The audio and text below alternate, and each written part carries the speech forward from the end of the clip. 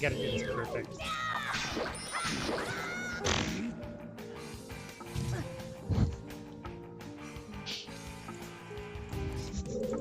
You cannot, under any circumstances.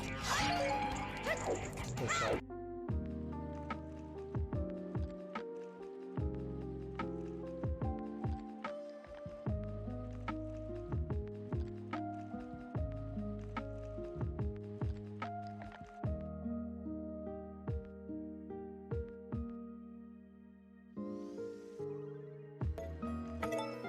Let's hope I don't miss the festival today. I'm so bad at remembering.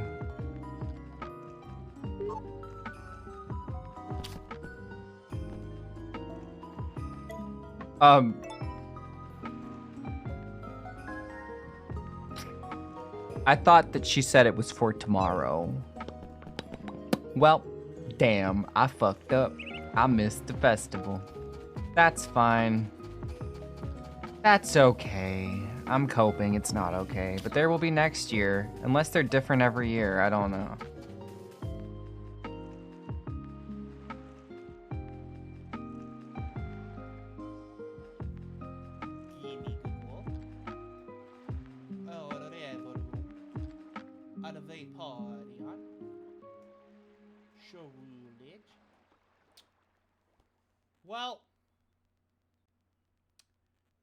Well, that was fast.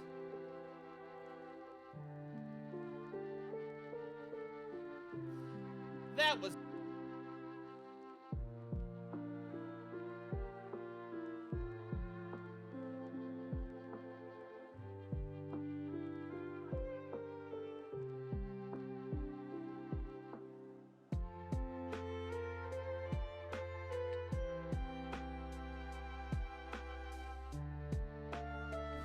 I just, it's not that I'm a furry, I just digivolved, okay?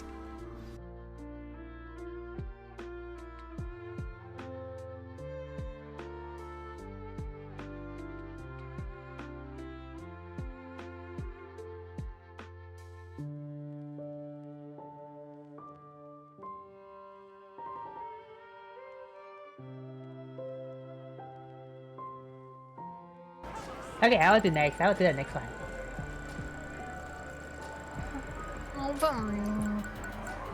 Stop bringing it! Let's go! No, you stole it! No, that was mine! No way!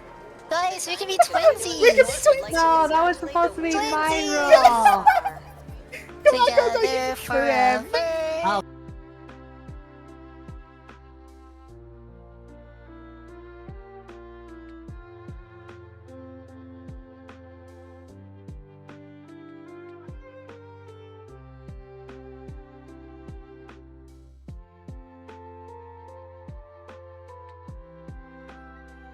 Okay. If people want you as a personal chef. Happy now? Yep. I think that's a good sign. Ready to proceed. Just make sure you don't disappoint them. Don't forget Otherwise, about your rep me. will go down. Jiminy! Every journey worth going on needs a cricket to keep track of it. And I can't let you...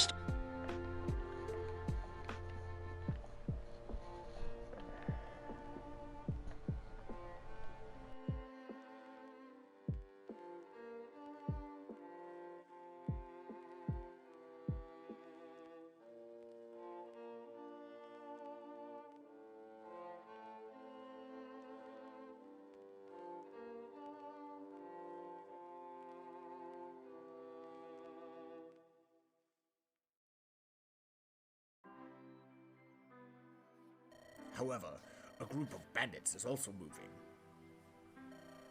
They've found Pent and are preparing to attack. Oh, that's... Are you concerned for his safety? No, Lord Pent can take care of himself. Yes, he can, and that's actually going to be quite a problem for me in this chapter. Ah!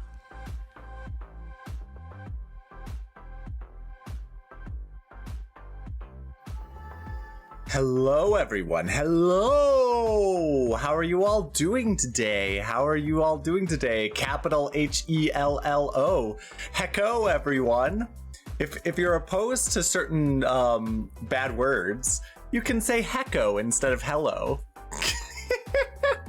Hecko, hey! But anyway, let me welcome everyone in. Jorah, congrats on getting first. King, congrats on getting second. Brox, welcome in, and Noctis, welcome in. How y'all doing today? How you all doing today? How'd your phone call go, Jorah? How'd your phone call go? Because I know phone calls can be scary. So, okay. Okay, hey! 51 minutes. 51 minutes is a long time. And they predicted a lot less. It's like my dryer, right? It's like my dryer when I'm doing the dishes. Or not the dishes, when I'm doing laundry, right? It's like my dryer where it will say like 30 minutes when I put everything in. And then it will get down to like 2 minutes. And then it's just like, oops, it doesn't feel dry enough, so we're adding an extra 30 minutes on. This is quite the bop, isn't it? It's the roost from Animal Crossing, but it's bopping. But how are you doing today, King? How are you doing today, Noctis? How are you doing today, Brox? If you care to answer, because you might not care to answer. I understand.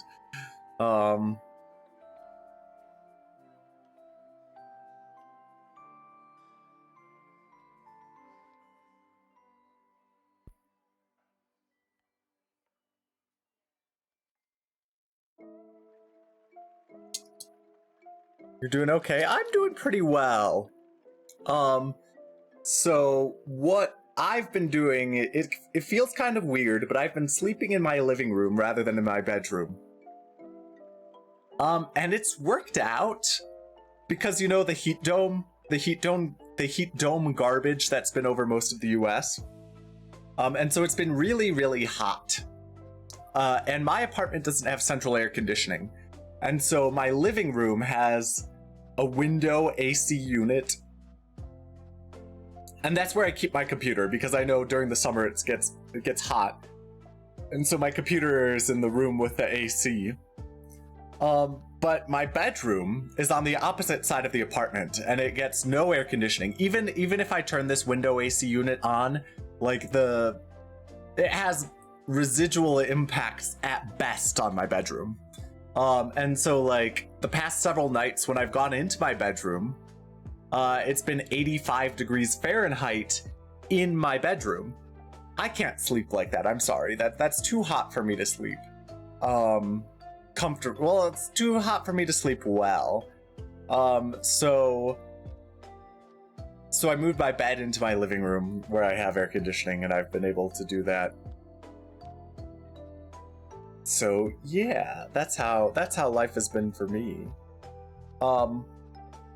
I feel like my legs still feel slightly fatigued, but this is the second day in a row that I've not used them for exercise. So hopefully they'll be good tomorrow for some cardio, or some hardcore intense cardio. Because I've been planning to do, I've been doing lots of cardio. Getting in very good shape is just a lot of work. It takes dedication and effort. Oh yeah, what a song.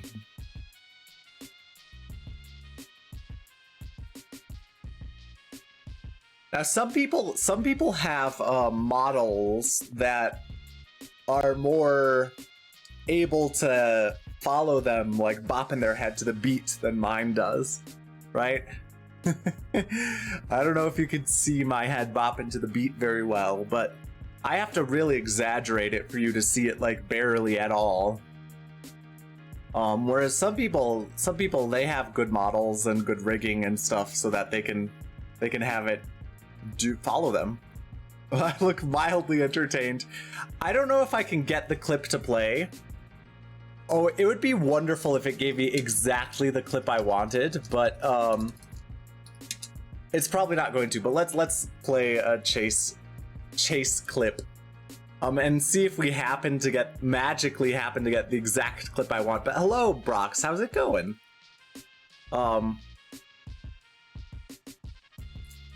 His model works really well. Oh, hey, it's his model. It's not the exact clip I want, but it's his model. Oh, they're Ganondorfing.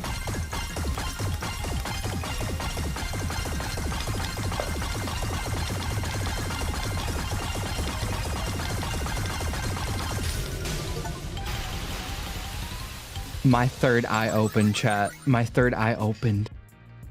That was really impressive. Like, I know I would have messed that up. Like, I would have messed the fuck up out of that.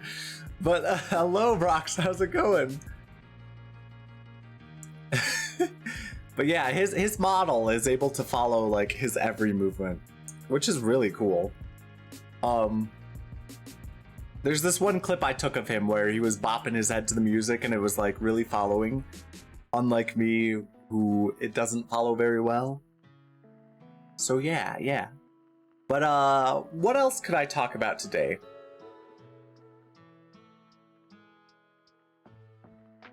What else could I talk about today?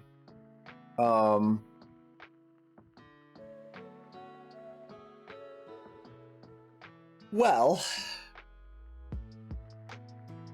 I guess one of the interesting things is that now that I'm on my healthy lifestyle era, I don't eat much dessert anymore. Yet. And I don't eat many burgers either. So I'll mention this. I don't eat many burgers, and I don't eat much dessert.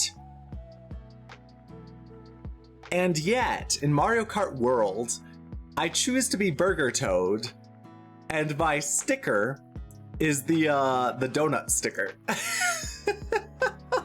Even though I basically never have donuts or burgers anymore. My identity... Let's go, come on, let's go to Dunkin' Donuts. Exactly, Jorah. I mean, maybe every once in a while, I'll have a donut or a burger, or a slice of pizza or two, right? Like, but not often. Because, you know, I'm on my healthy lifestyle era. And hoping to keep it that way. Like, I don't want to go back. The cow is cute. I also like the snowman. I mean, there are a number of critters that I like playing, or that I like. Like, there are a number of good critters, like Swoop, the bat, right? There's Cow, there's the snowman. But I have settled in as Burger Toad, or Burger Bud Toad, as my main. There's also Soft Serve Toadette, which is a good... I like that costume. I'm not a huge Toadette fan in general, but like I'm not like opposed to Toadette's existence or anything. It's just I'm more ambivalent towards Toadette in general. But the Soft Serve Toadette is such a great costume.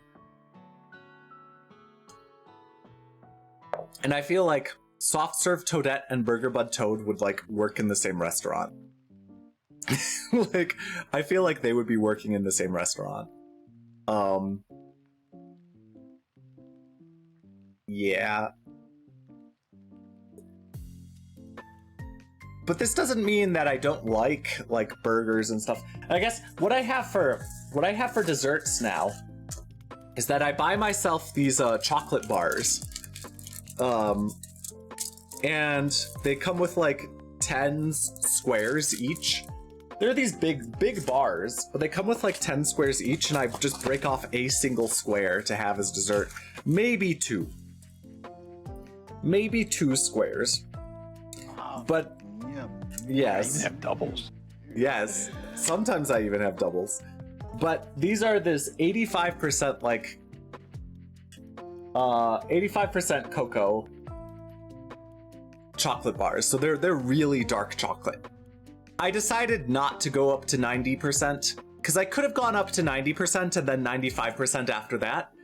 But one of the weird things that I noticed is that the 90% cocoa chocolate bars actually have more calories in them than the 85%.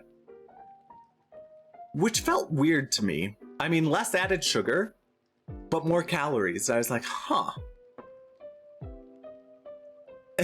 Like, huh, that's strange.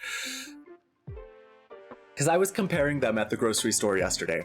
Because, you know, sometimes I do that. I spent a lot of money at the grocery store yesterday. I also picked up other supplies, non-grocery supplies. Like, for example, they had this deal where I could get these tubs of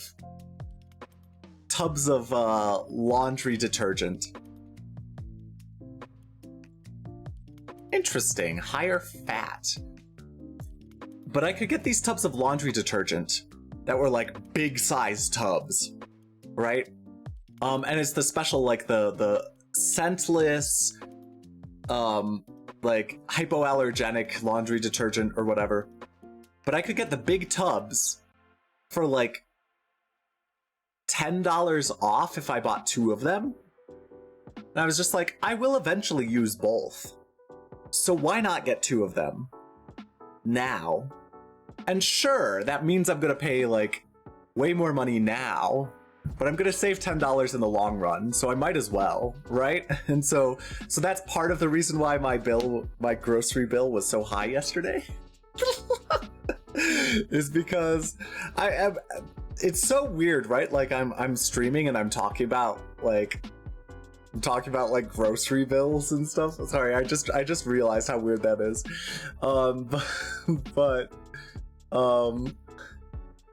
But that's what I did. So yeah, I bought those 2 big tubs, and they're big too, so they'll last me a while. And so like that $30 or whatever that I spent on laundry detergent, that will go pretty far. So yeah.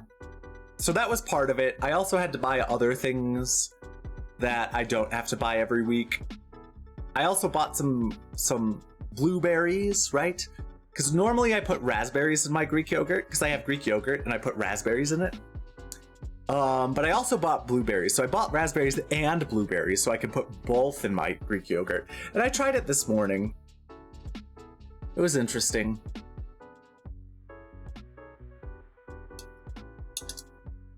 It was interesting. I don't know that it helped the Greek yogurt taste better because the Greek yogurt, I don't like its taste. I'm getting used to it. What I do love the taste of, let me tell you. What I do really like the taste of is that snack that I got yesterday that I told you about, right? So I actually had some of it. I got the squash medley or whatever, where it has zucchini squash, yellow onion, and black pepper, right? And that tastes really, really good. And it's very low calorie. So it's like a really healthy snack, right? Because it's like veggies and stuff like that with all these extra stuff, all this nice stuff added to it. Or not added to it, but you know, all these good benefits, but I really like it. It tastes really good. And so it's gonna suck when I get to the regular vegetable medley, which tastes like garbage, which is gonna be just plain broccoli, plain cauliflower, and plain carrots. I might add some pepper to that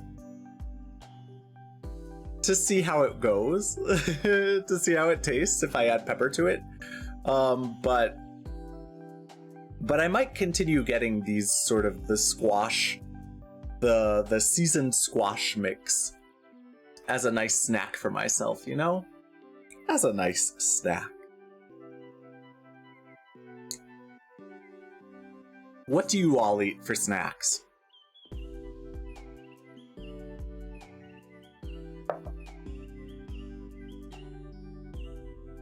What do you all eat for snacks? Because I mean, there are other ideas too. But what I did is just at the grocery store, I just went to the produce section. I was like, what seems like a reasonable snack? And there are all these fruit trays and stuff like that, but I'm just like, eh. And they had some veggie tubs. So I got those. You don't snack much. Interesting. I snack a lot. Well, yeah, I snack a lot. And usually it's just a little snack at a time, and like every like 30 minutes I'm like, okay, let me take another. So what I've been doing with the squash thing is I will take like one slice of the zucchini squash, one slice of the yellow squash, one slice of the onion, and then just eat that. I'll just take that chunk, like make a squash onion sandwich and eat that. And that will satisfy me for like 30 minutes. Oh, rice cakes. Rice cakes are pretty low calorie too, I think. I do remember rice cakes as a snack that you can eat. However, I feel like I remember them also being messy. So first of all, messy. Like if you bite it, then like all this junk, all these like crumbs and powder just goes everywhere. And two, I remember not really liking them. So, just their taste. And like you can get other flavors, but I think those add more calories and stuff like that. But they are pretty low calorie, from what I recall, the rice cakes. But is it not true that when you take a bite into it, like there's all this powder that just goes everywhere? Right?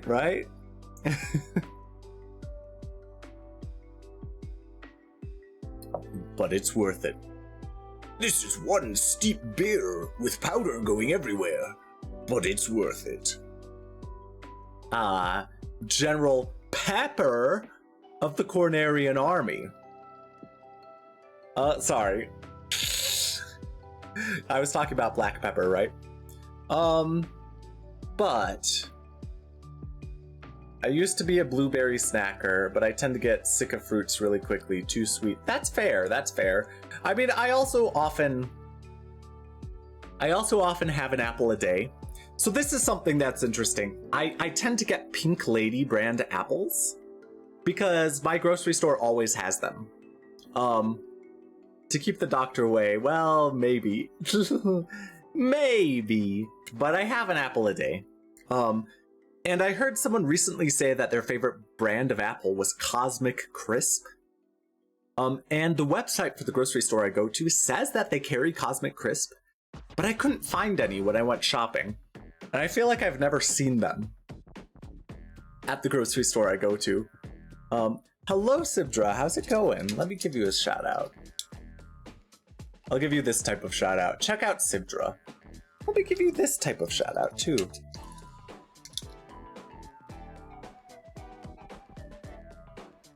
But yeah, so I don't know about these Cosmic Crisp apples.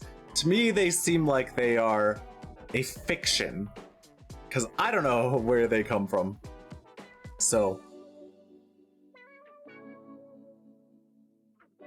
who knows? Yeah, no problem, Sibdra, no problem. How are you doing today? How are you doing today, Sibdra?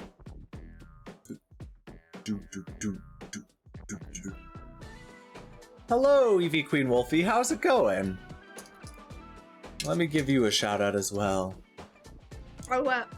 And hi Juan, sorry, oh goodness, I wasn't even paying attention for a second there. Hi Juan, how's it going? I'm doing well, how are you? Boop, why ya boopin'? No one needs to boop. No one needs to boop. Haha. I specifically chose Juan for the boop, but there we go.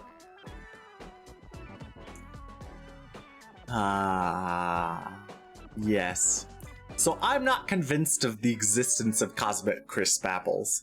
Like, if you prescribe to the dead internet theory, right, then maybe some of these people who I've heard recommend Cosmic Crisp apples, maybe they're fake, right? You know, maybe it's this conspiracy. Cosmic Crisp apples actually exist. Yeah, exactly, Jorah, exactly. Maybe it's this big conspiracy, and they don't actually exist. And people are telling me that they exist and are good, but I've never had one, as far as I know. And so I continue having Pink Lady apples. You like Granny Smith. Granny Smith is a popular brand, and I know they exist. I know they exist because I've had them before. I do think that Granny Smith is a very popular type of apple. But yeah, I've been going with the Pink Ladies. They taste good to me, and the store always has them. Always has them. It's Ghost Trick and Morty? Huh? Morty is in the Pokemon Gym Leader? But hello, Stuffy. How's it going? I'm in my chatting segment right now. Hi, it's too warm. It is too warm. The heat dome. And because of the heat dome, it sounds like some magical spell that was cast, right? It sounds like some magical, like, weather spell that someone cast. Like, they cast a heat dome over the United States or something, or most of the US. Although I'm pretty sure it's also hot in other parts of the world that are in the Northern Hemisphere. So it's like some dystopian sci-fi thing, the heat dome. It's just a global warming. Yeah, I'm sure it is. Maybe in the Southern Hemisphere it's not so hot right now, but yeah. I was mentioning earlier how I actually moved my bed into my living room so that I could be in the one room in my apartment that has an air conditioning unit in it. So I'm not sleeping in my bedroom right now. I'm sleeping in my living room. Hello, Aceloth. How's it going? Let me give you a shout out. Is it cold for you, Aceloth? Are things cold for you?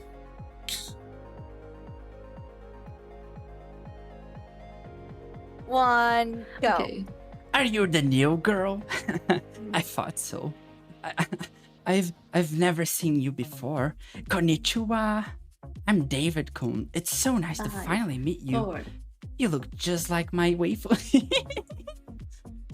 Anyways, I'm so sorry about the jerks in class. They're all baka and they only want one thing. Not me.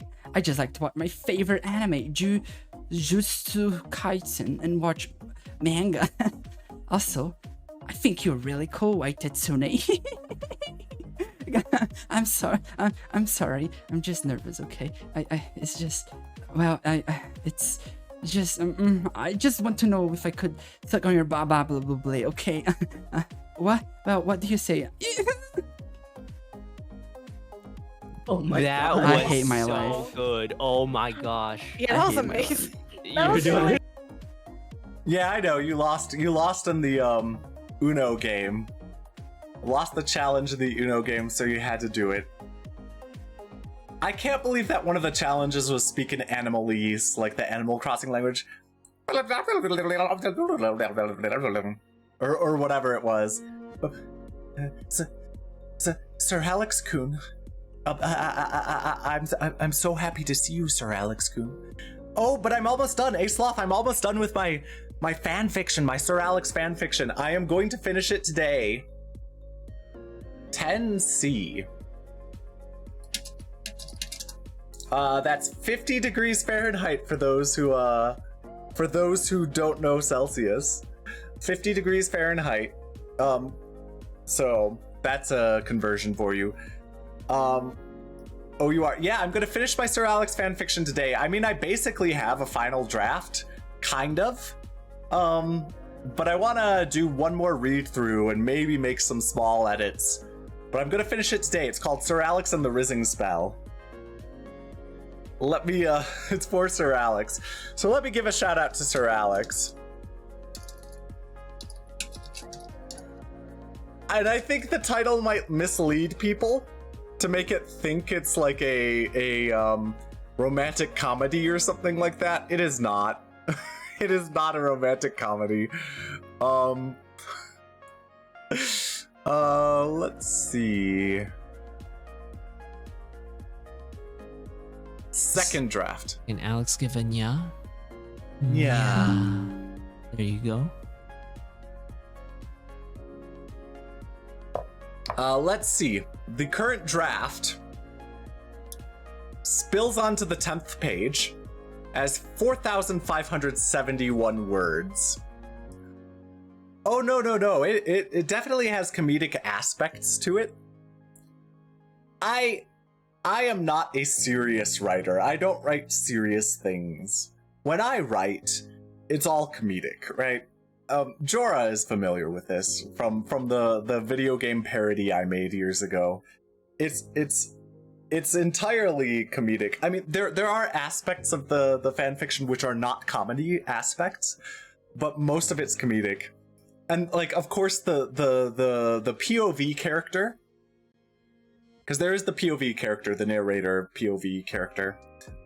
That person clearly is interested in Sir Alex. Like, don't get me wrong.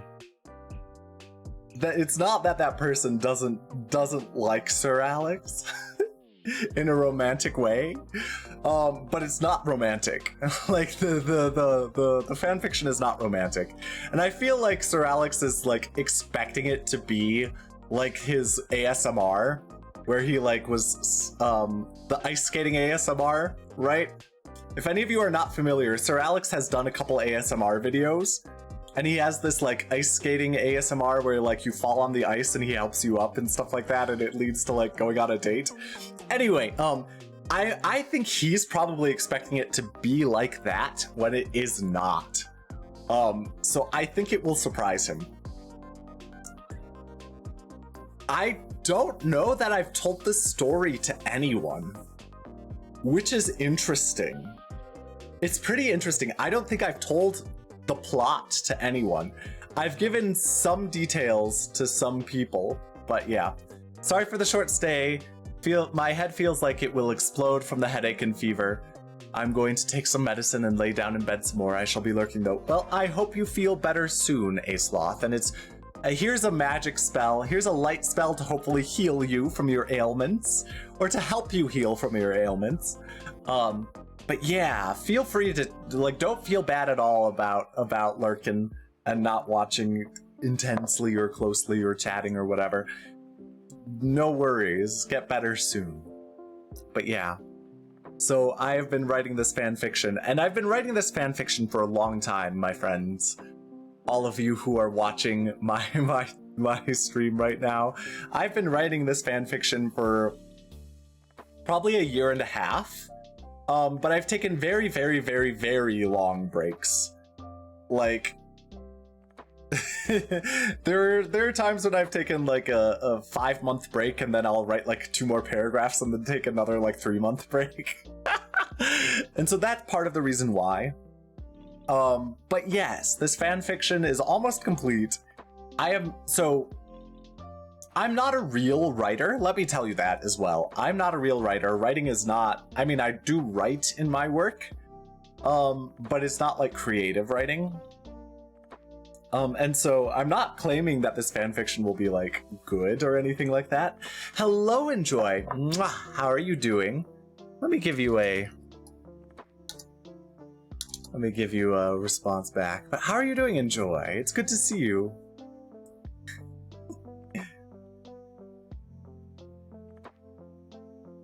But yeah, I'm not claiming that I'm a good writer, but I have written some stuff creatively because it's a nice outlet sometimes.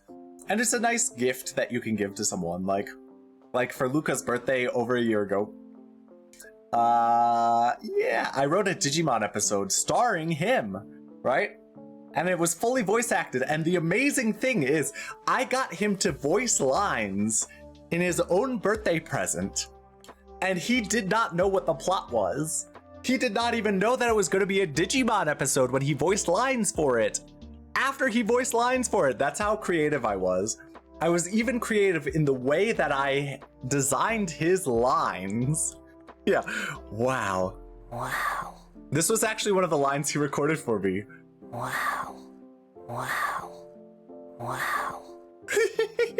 We did it! That's another line he recorded for me. But yeah, he had no idea what the plot was. I came up with a fake plot for him, and I shuffled his lines. So he had no idea. He had no idea. But it was so good, and I got like some of his friends, and he loved it. And it was corny. It was corny, but it was exactly the type of corny that the Digimon Adventure dub, English dub, was like too. And I specifically designed it to be like the English dub because that's what Luca would want. Now, if you're ever going to watch Digimon Adventure, please watch Japanese. Do not watch the English dub. I mean, it was important for a lot of people's childhoods, but if you want the actual experience, watch it in Japanese. The English dub takes so many liberties and changes so much stuff, makes it so much less serious. Yeah. So as a Digimon fan, let me just say that. But anyway, so I have done some creative writing, like I've done, but I'm not saying that it's good writing. Okay, that's the difference. The creative outlets that I engage in occasionally are not, I'm not saying like it's good or noteworthy or people should think it's good. It's just a fun thing to do. And so I'm doing that as a fan fiction for a streamer who I've known for like almost 2 years now. Almost 2 years. I hit my 23-month sub anniversary, which is shocking. 23-month sub anniversary. Now that does accurately reflect how long I have known him, because I was gifted a sub to him the very first day I was in his stream. So this does accurately reflect it. There are a couple other streamers where I was gifted a sub the very first day I was in their stream. And yeah. That seems to have been, well, for a couple of them, they're really great streamers that I really enjoy. I'm sure I've been gifted subs on the first day I've ever been in someone's stream before, and I haven't cared for their stream material, and I've forgotten about them. And so I have this bias where I was about to say like, oh, whenever I get gifted a sub the first day I've been in someone's stream, they're a good streamer and I really enjoy it. But no, it's probably just the bias of me remembering them because I actually like their content. I'm sure it's happened for streamers whose content I just didn't care about. I'm sorry. I'm not saying anyone's a bad streamer. I'm just saying, hey, it is challenging to catch my attention. They're a good streamer because I like them. I mean, basically, that's how I feel.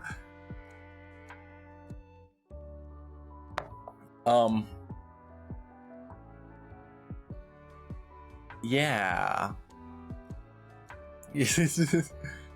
I mean, yeah, and like good, bad streamers, like that's not an objective thing. Yes, it's subjective. Like you might like some streamer because you like their content, and I might find their content boring because I'm just not interested in what they do. And vice versa, right? Like that's totally fine. Like what you like. There we go. Yeah, I just say stuff sometimes, you know, when I go on my little rants about nothing. I don't even know what I'm talking about. So this music I have playing, there's like this Pikachu, like the visual that goes along with the music. It's this Pikachu, and the Pikachu is like nodding constantly, like it's like headbanging, and I love it. I know not everyone likes Pikachu, but like a headbanging Pikachu is pretty awesome.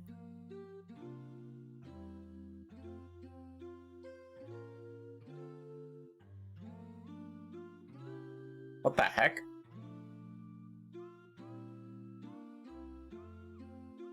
Sorry. What the heck?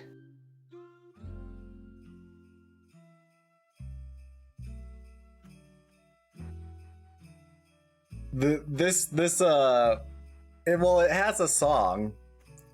It just started a song from something called Mother 4, and I was just like, that's not a real game, is it? And it's a fan-made game. So I'm like, okay, because I know that like there's the Mother series from Nintendo, which is a fantastic, or well, not necessarily Nintendo, but Nintendo had them. Yeah, there must be a million Mother 4s. I'm sure there are. And when the real Mother 4 eventually comes out one day, which is never gonna happen, but what's gonna happen with all those fan-made games? But actually, speaking of Mother, maybe I shouldn't say anything. This is a gigantic hint for everyone. This is a gigantic hint. After I finish Ghost Trick, which I'm gonna finish today, right? My new Sunday game, my story game Sunday, right? Let's just say I've already decided what it's gonna be. I'm not gonna tell you right now, but I have decided. And that's a gigantic hint, right? I mean, you can guess what it is based on what I said if you know if you know anything about what I'm talking about. Anyway. Story game Sunday. You know what it is, of course. It also helps if you know that I essentially almost exclusively, not exclusively, but almost exclusively play games that I have access to on my Switch 2. Which includes all of my Switch games. It includes the Nintendo classics, right? So, Escape from the City, yeah.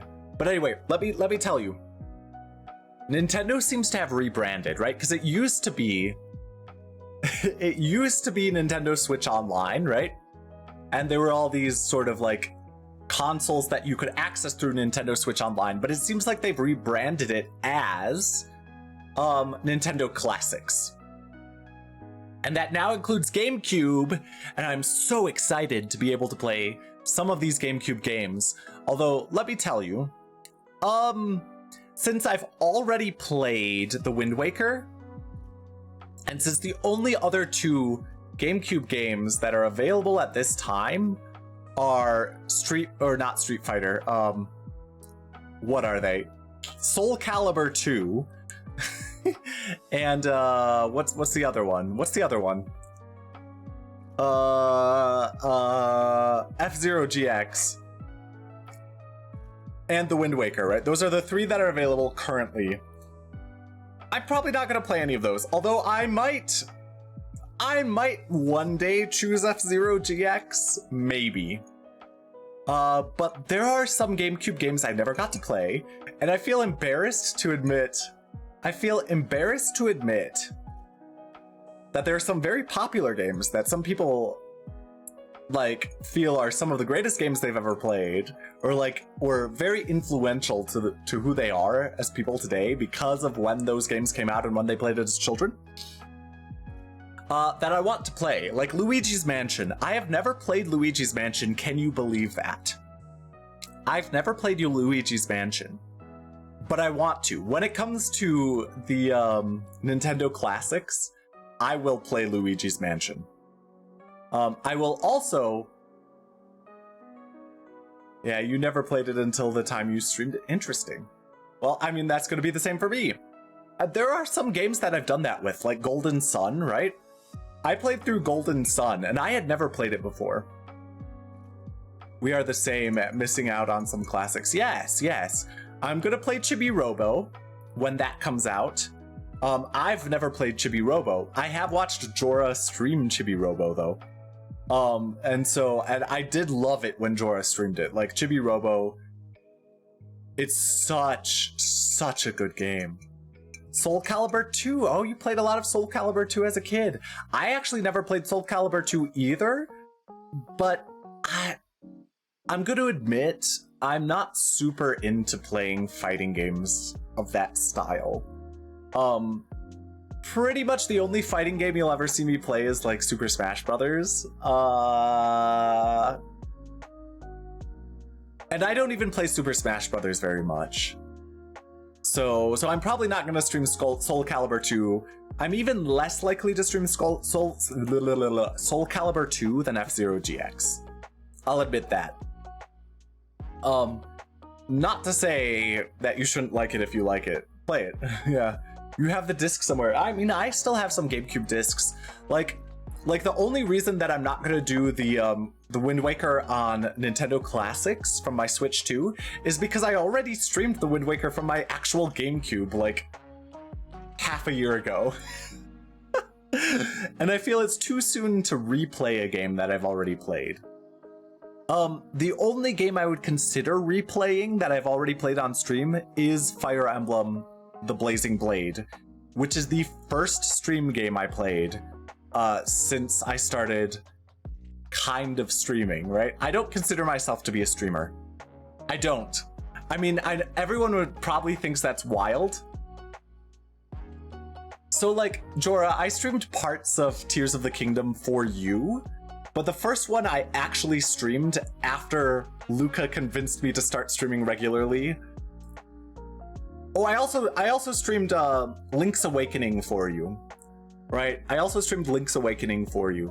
But then the first game that I actually streamed since Luca convinced me to start actually trying to stream regularly was Fire Emblem The Blazing Blade. That was also the game where I got this model, right? If you remember, there are some Fire Emblem The Blazing Blade clips where I have the evil snowball, and there are some Fire Emblem The Blazing Blade clips where I have the blue hair, right? With this model with the blue hair. So that shows you that that was before I changed the hair and eye color. Not many, but there are some. I changed it. Exactly. I changed it. But yeah, that's what I've been thinking about. But I'm excited for what's it called? I'm excited for Chibi Robo. I'm excited for Luigi's Mansion. I'm also super excited for Fire Emblem Path of Radiance. And when that's available on the Nintendo Classics, I will absolutely play that. I will stream it at some point, because I am planning to stream lots of Fire Emblem games at some point. In my queue at some point, I'm going to stream Fire Emblem The Sacred Stones. Yeah. In my queue at some point, I'm going to stream Fire Emblem The Sacred Stones, which is available on Nintendo Classics now. It wasn't a while back, but now it is. But it might take a while to get there, because I am doing the Ace Attorney series, right? And I do feel like I should keep going with the Ace Attorney series and not just like let it sit on the back burner for too long. So I'm planning to do 2 story games between Ace Attorney games. And so that means Ghost Trick is the first one I've done since I finished Ace Attorney, right? And then I'm going to do my next story game, which will take a while.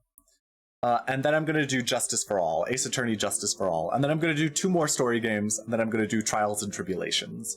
That's sort of my plan. Because I don't want to just be the Ace Attorney streamer, right? You know? That's not the identity I want to have, and so I'm not just going to be constantly streaming Ace Attorney nonstop. Yeah. But I am excited about Fire Emblem Path of Radiance, and I will play that. And part of the reason I'm super excited about it, it is one of my favorite Fire Emblem games. I love it. And it's simple enough, like the story and the gameplay mechanics are simple enough, and it has this beauty in this simplicity. And it has a direct sequel, which is pretty rare for Fire Emblems. Fire Emblem Radiant Dawn is a direct sequel to Fire Emblem Path of Radiance. But one of the interesting things about Fire Emblem Path of Radiance is that it was released on GameCube. It has a very famous Fire Emblem lord, Ike, right? Ike is very famous. He's in Smash Brothers, right? He's even in Smash Brothers. And they have never remade or re-released Fire Emblem Path of Radiance. So the only way you can access it currently is if you have the actual GameCube disc, right? That's the only way you can play Fire Emblem Path of Radiance, is if you have that GameCube disc, or if you do something illegal. But I don't encourage you to do anything illegal. Okay? But I used to have the disc, but I apparently sold it to my sister. because she's a big Fire Emblem fan, a bigger Fire Emblem fan than I am. So that's why I haven't been able to stream Path of Radiance. I would have streamed it earlier, but it will be coming. They have announced it will come to the GameCube version of Nintendo Classics. So when that eventually comes out, I will stream Path of Radiance, and then eventually I will also stream Radiant Dawn, because you can't play Path of Radiance without playing Radiant Dawn, right? I say, grinning at the fact that I played half of Golden Sun 2 and then quit, and I'm never gonna play it again. But no, I know I can finish Radiant Dawn, unlike the second Golden Sun game. I got too frustrated by that Golden Sun game.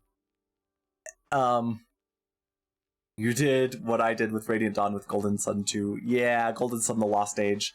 No, that's fair. Like, I can understand. If something is frustrating you, I can understand dropping it.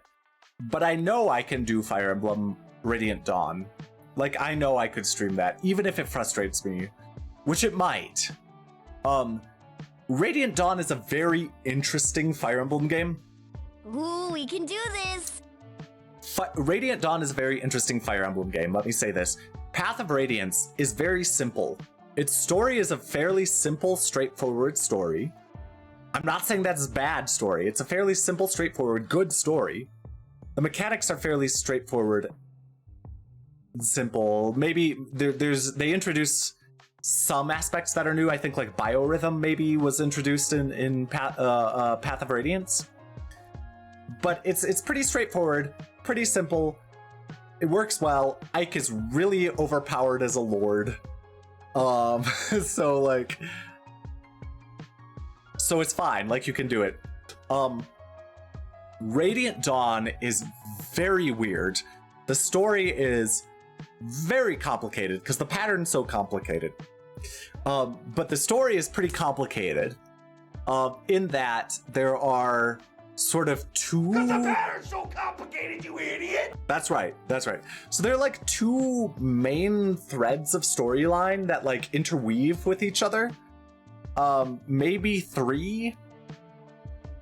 And it's, well, yeah, I would even say kind of three that sort of like interweave with each other, and you switch between teams, which is very unusual for a Fire Emblem game. It's not very common for you to have like, okay, these 10 chapters I'm going to be with these 10 characters, and then the next like 5 chapters I'm going to be with this completely other team, and then in the next like 10 chapters we're going to keep constantly switching back and forth between different teams. Yeah, it's very weird. And so that could be a little tricky, especially when one of your teams feels really, really strong and another one of the teams that you play as feels really, really weak. And that is another thing about Fire Emblem Radiant Dawn, is that one of the teams you play as will feel strong and adequately prepared for the chapters that you're playing, and the other team will feel very weak and underprepared for the chapters that you're playing as them. So yeah. But eventually we'll do it. But I'm excited about Path of Radiance. I think it's a fantastic Fire Emblem game. The voice acting is terrible. In the very few places that they have voice acting, it's horrible. Mike! Stay back! Mike! Stay back! Do we have the up there? Do we have that? Look! Up there! This is from... So they had the same sort of... What have I heard? Now, to be fair, Jorah, that nervous line comes from Radiant Dawn, not Path of Radiance. But the voice acting quality was not any better in Radiant Dawn. So... Oh, man. Look, silver hair. Silver hair. I love it. Anyway, or this one, right? To wing, brothers! Keep up with me if you can! Oh. Goldoa will not move for the sake of future generations. Oh, all of them make me laugh so much. The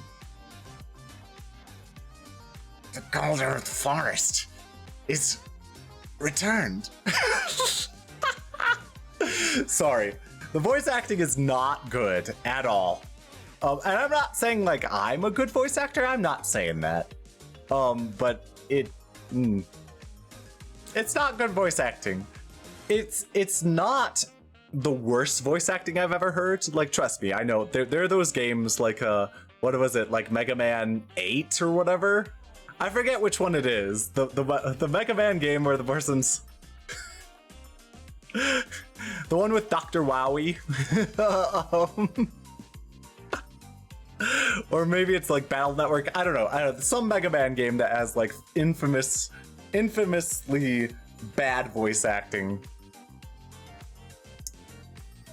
It's not like that, but yeah, that'll be fun. It'll be fun to play Fire Emblem Path of Radiance. Now the question will be, will I make people's voices like their voices in the cutscenes if they have cutscenes? Like Grail, right?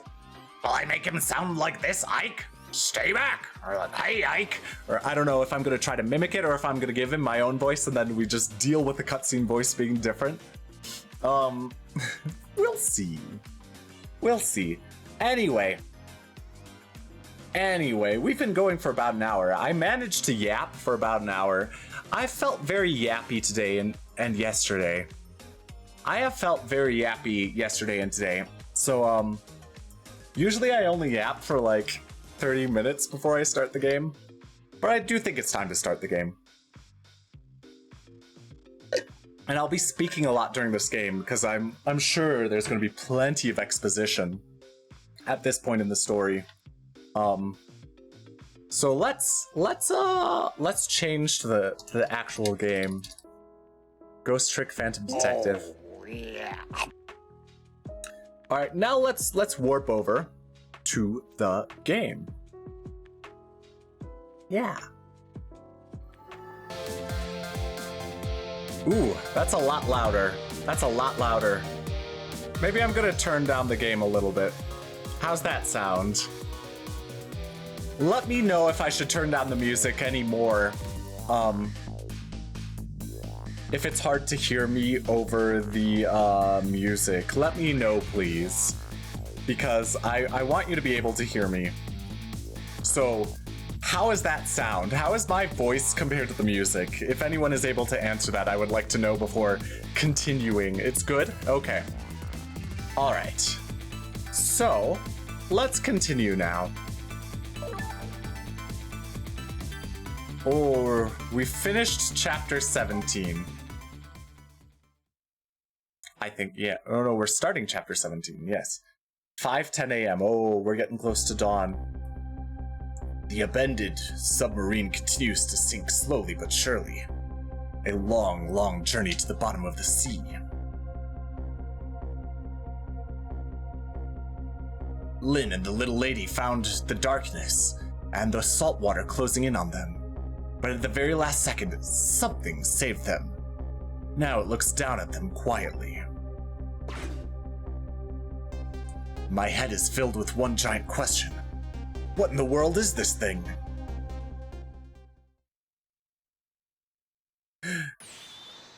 Eek! That looks like it's ghosty. Like maybe it was put together by a ghost. The powers of the dead. Is it Ray? Or is it the real Sissel?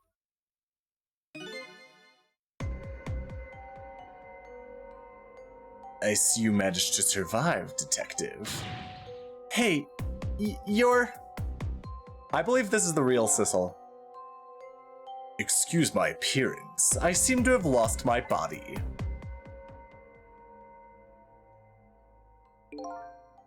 Oh, and you there. You're the ghost who's been saving Lynn all evening, aren't you? You knew about me all along? Of course. What else would explain all those unnatural things happening? If you knew, how come you didn't do anything about it all this time? And how come you decided to save us all of a sudden? I thought you wanted to get revenge on us.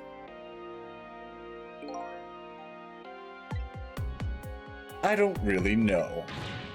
Please, you gotta tell me. I need to know.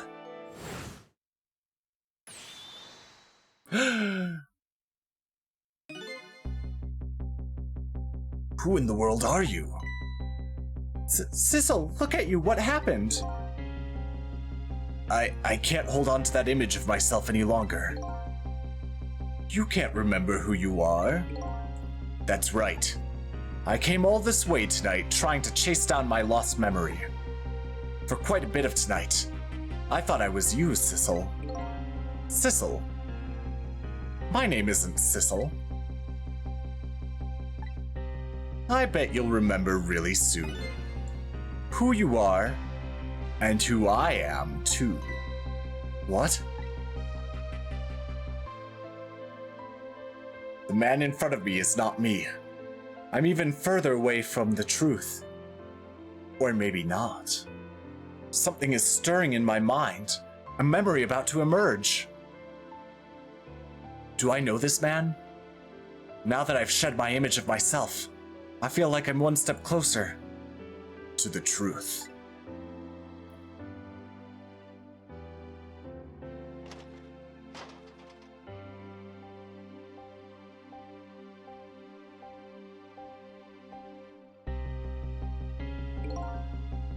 They got us good. It's all over for this submarine. Its engine room is destroyed. There's a hole in the hull, and it's sinking as we speak.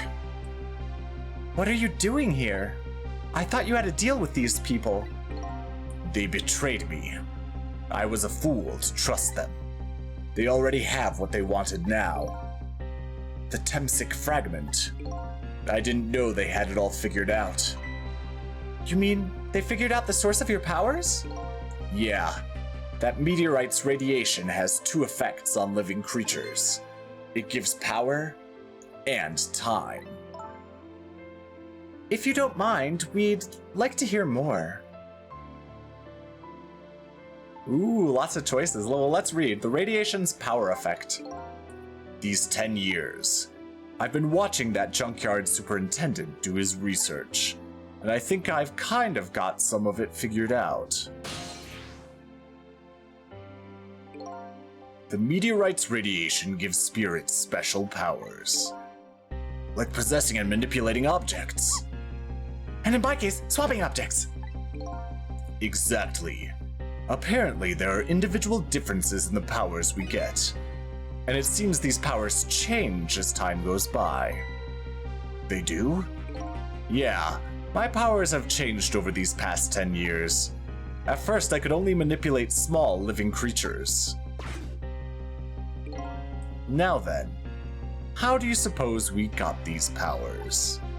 It's simple. It is? How then? In a nutshell, we died while exposed to the energy emitted by the meteorite. It's radiation. That's what does it? Dying while being exposed to the radiation? On that day 10 years ago,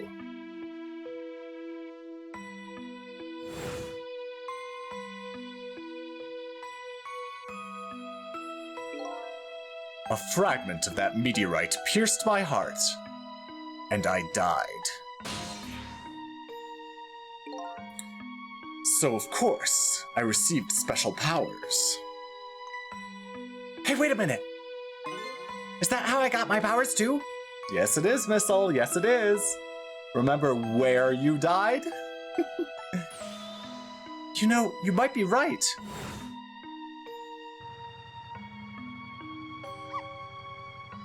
Oh, poor Missile.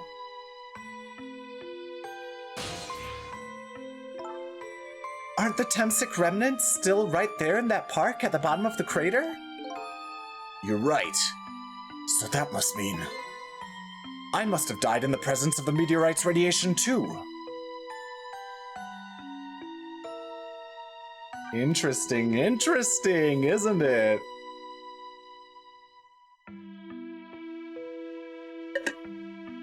Ah, Sorry, I had to take some water.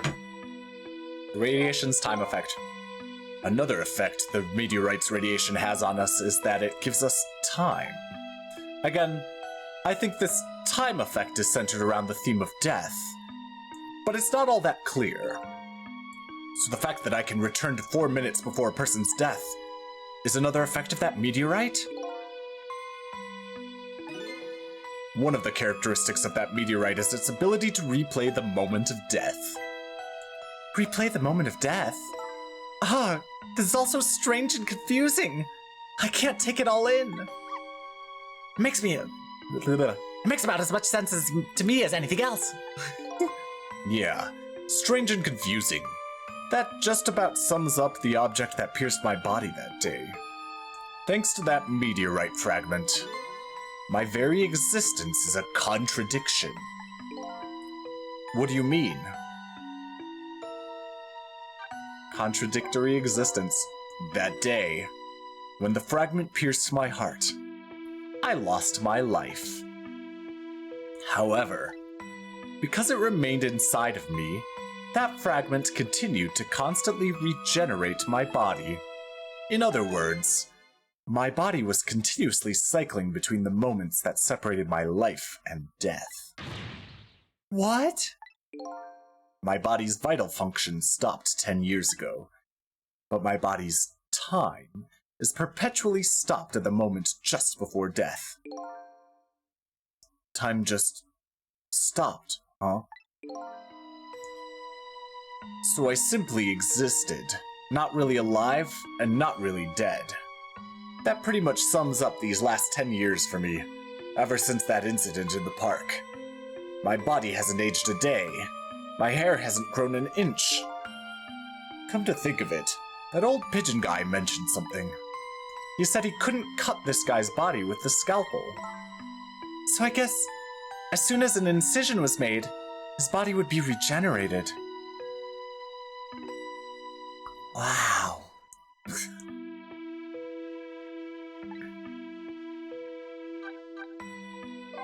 Revenge. Before I left this country, I wanted to do one thing. I wanted to get revenge on the people who stole our lives. Our lives? As part of the deal, I made those guys promise to cooperate. Cooperate? You mean the kidnapping? It all went fine. I manipulated the Justice Minister and made him issue the execution order. But I thought he might call off the execution at the last second. So that's why you wanted to his daughter kidnapped. But they kidnapped the wrong girl. Little did I know. They had their own reasons for cooperating with me. Huh? Their objective was to wipe out everybody who had to do with Temsik. Interesting. Detective Jowd was one such person, so they were happy to cooperate.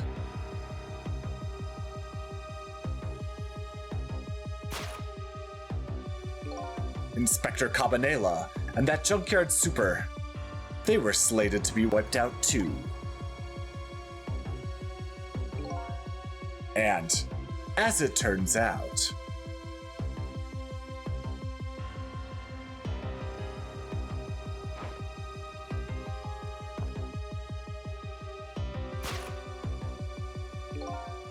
I was one of their targets as well.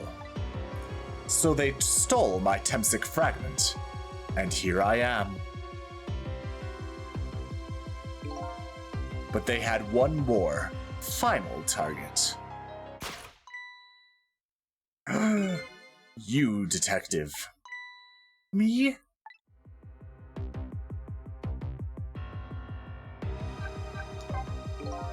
If you weren't there in that park 10 years ago, on that day, I never would have thought of doing something as stupid as taking a hostage. Oh, okay. But I was just a little kid playing in the park. Yeah. I know. Huh? 10 years later, and you'd become a detective looking into Jowd's case. Tonight, I invited you to a quiet spot on the edge of town. It was a trap, you see.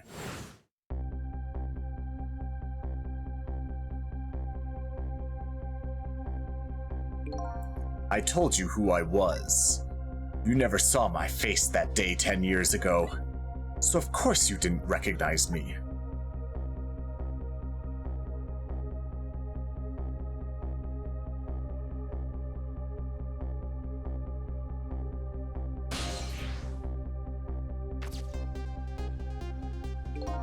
I took possession of you to make you shoot me.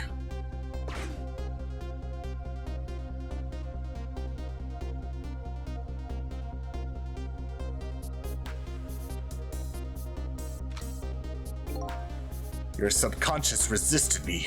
Such incredible power. It was the first time I wasn't able to control somebody completely.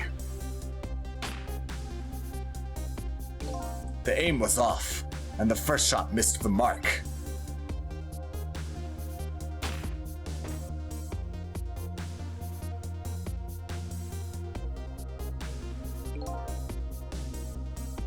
The junkyard was equipped with security cameras.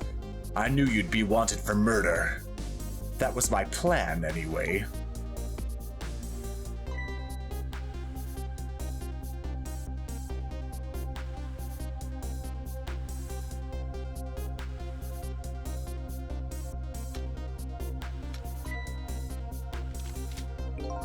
But they had other ideas.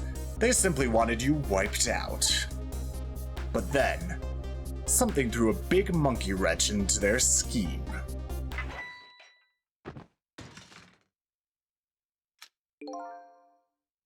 I showed up.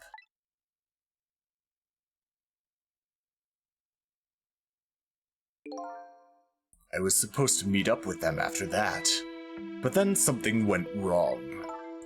What happened? My body disappeared. Aha. The inspector in white was responsible for that one. My precious bargaining chip was in that body. I had to get it back, no matter what. That inspector caused me no end of trouble. Why were those people targeting me? I never even heard of the Temsic meteorite. Because you were looking into the Jowd case. They thought you would find out about Temsic sooner or later. Interesting, interesting.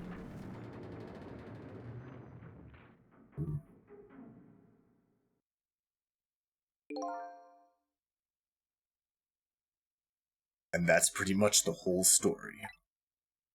The only thing left to do now is wait for the water pressure to crush this submarine. Oh no. There are no cores that link from here to the water's surface. I have an idea. We hook up the phone line and... There are no communication cables down this deep. They meant for this submarine to be my coffin. A coffin for the dead. Hello, Lip. How's it going? We're gonna finish today. How are you doing, though? There's no escape.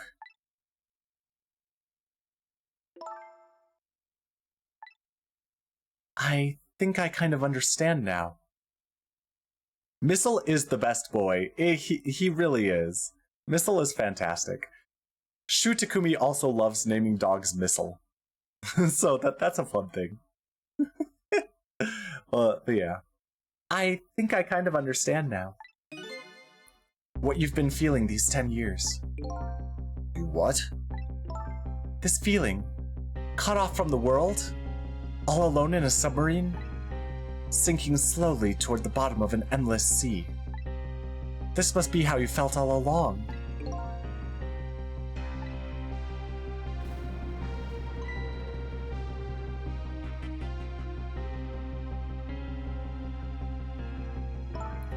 Lynn? Camila? Is it true we're stuck here? What? Oh,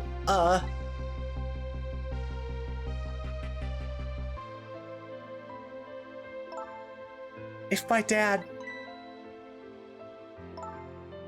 If my dad was here, I'd bet he'd save us. Have a good day, Lip. It is very good. It is very good, Lip. You are correct. Oh, Camila, I'm so sorry. That's funny. What is it, Sissel? There's something I don't understand. Why would they go to all of the trouble of detaching the control room? What? Why didn't they just steal the Temsic fragment and escape, if that's what they wanted? Why did they have to jettison your body off into the sea? That's a good question. But I guess it doesn't matter why now. We'll never find it again. We have no idea where it was launched to. Wait a minute! Yes, we do!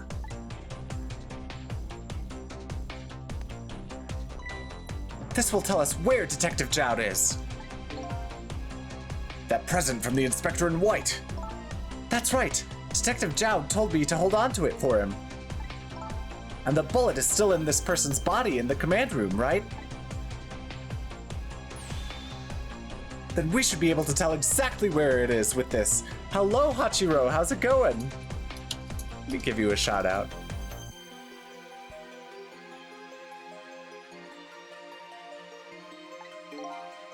But, even if we find out where it is, how do we get there? We should be able to figure something out between the three of us with our powers, right, Miss Lynn? Right. And wait a minute. What about a torpedo? A torpedo? In any case, it's way too early to give up. Looks like Detective Jowd is our last hope. Come on, let's get started.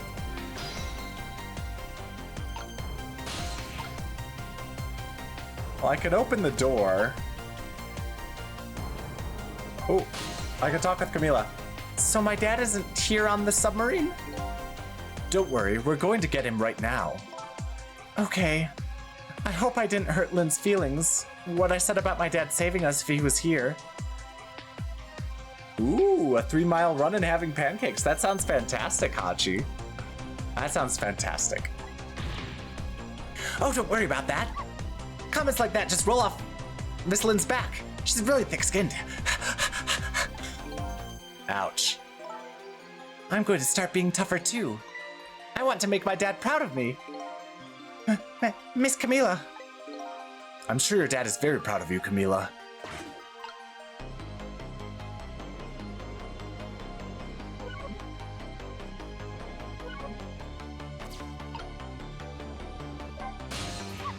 Okay, what do we do now? We go find the command room where that was launched somewhere into the sea. What? How? Just to let you know, I don't like water very much. According to Lynn, the key to our plan is a torpedo. Kind of a missile. Missile? You have a missile right here. I don't think she's talking about that kind of a missile. Now then, where did we see this other torpedo?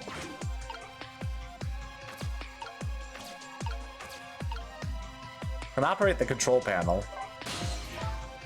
So his shell is definitely there in the command room, right? Just without the fragment? It's there, yeah. But I don't know about calling it a shell.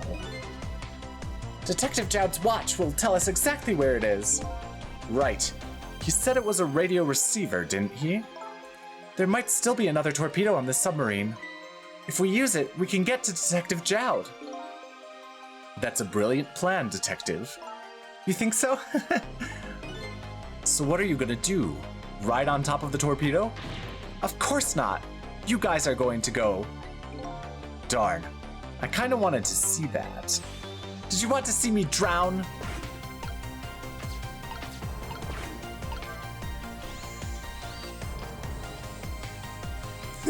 Grapes.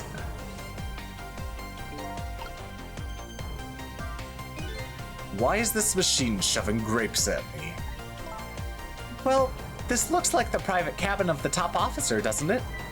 This machine is probably for feeding him grapes while he lies in bed. Oh, sounds heavenly. I've been thinking about this for a while now. But don't you think that country's use of technology is just a little off? Says the guy who made a deal with said country. Anyway, it looks like the arm of this machine is a bit busted. Ah.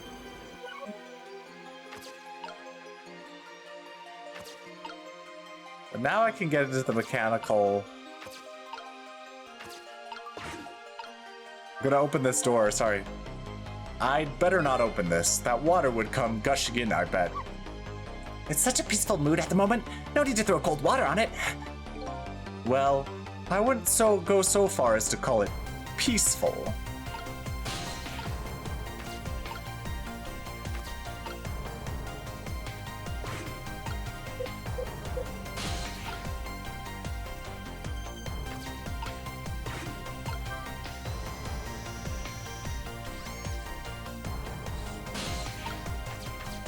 Aha!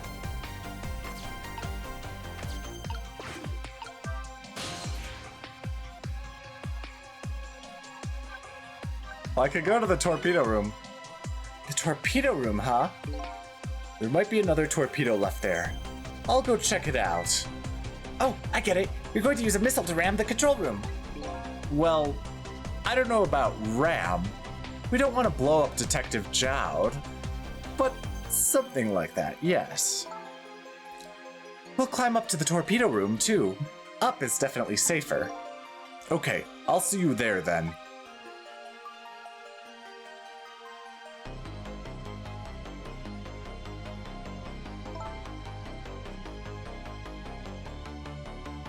It looks like the torpedoes can be launched manually with these switches. There are 2 tubes, so there should be one more left. I guess the first thing we have to do is load it into the tube. When it comes to missiles, you can count on me! I'll enter the coordinates of the command room into the torpedo.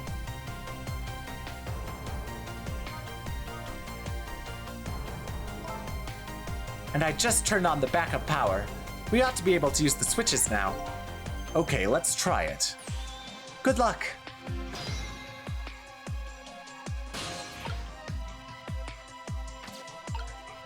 I can turn the valve.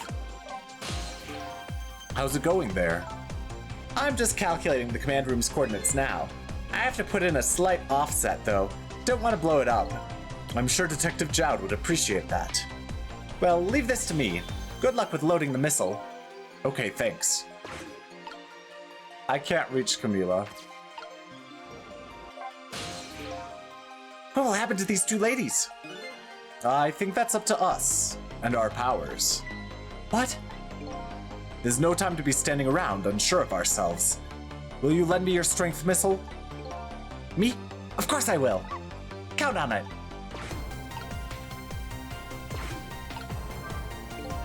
The switch won't budge. Maybe it's broken. But I don't think the entire device is broken though. It'd probably work just fine if I only could move this switch. We'll just have to find a way to move it somehow. But I can't do it with my powers alone.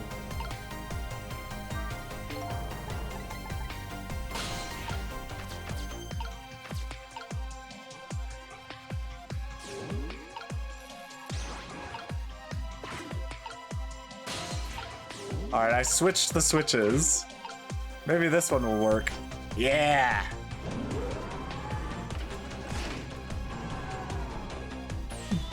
There we go, that torpedo looks serviceable. All set on this end too. But something's odd. What is? The command room. It looks like it's slowly sinking. Sinking? Yeah, like it's completely run out of power. I wonder what happened? I don't know, but I guess I'll find out. Right. Okay, hop into the missile. I'll launch it for you. Okay, thanks.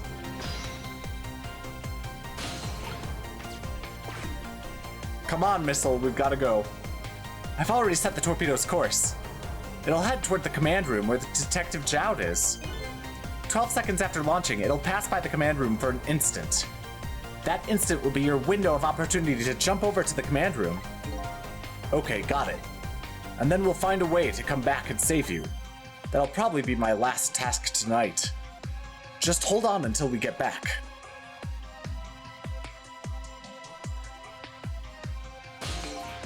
Okay, come on, Missile. Missile? I'm sorry. I can't go. What? I just can't. How could I leave? I can't leave Miss Lynn and Miss Camila behind. I can't do it.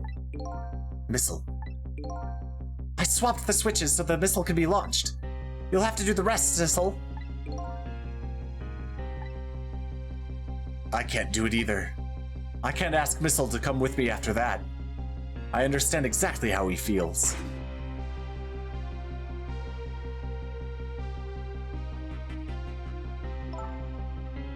I want you to go, Missile. What? But Miss Lynn! You staying here won't change our fate. But if you go with Sissel, you might be able to make something happen. And that's our only hope. But what if that something doesn't happen?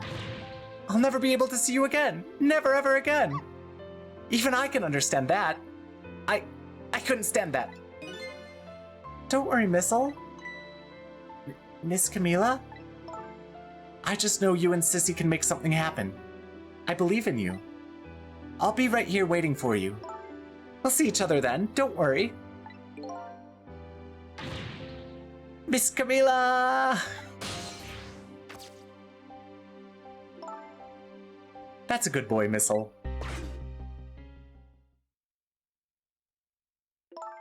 Now, are you ready? Remember, it's 12 seconds after I throw this switch. We're ready.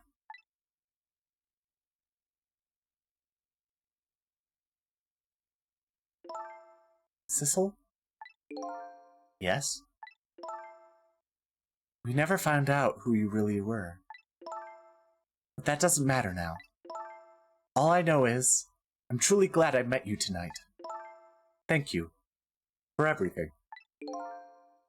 I'm glad I met you, Detective. We're going to see each other again, right, Sissy? Right, Missile? That's right. We promise, little lady. Of course we will! I'll never forget you. No matter what happens. Here goes, then. Good luck, friend.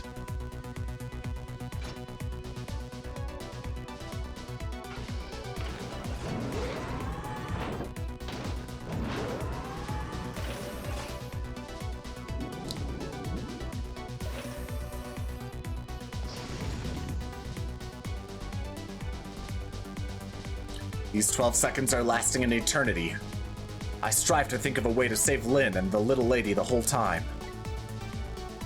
But how can a ray of light, of hope, reach this far deep down into the sea? Before I can think of an answer, the 12 seconds are up.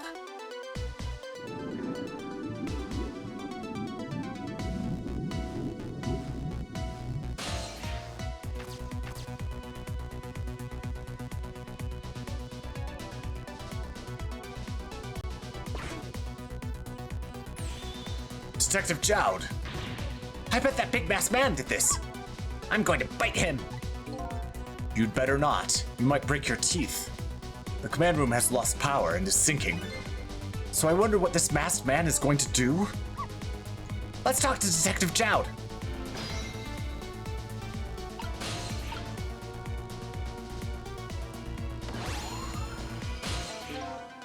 Sorry for the wait, Detective Jowd. Who are you? Are you Sissel? Please excuse my appearance. I can't believe you made it here. How is Camila? And what about Lynn? Well, it's kind of a long story. I told Detective Jowd about everything that happened on the submarine Yanoa. So the submarine is badly damaged? Why would he do that to his own submarine? I wish I knew. I know the answer to that one. It's because he's afraid of my powers.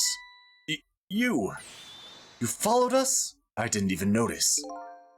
It's been 10 long years, Detective Jowd. Are you Yomiel?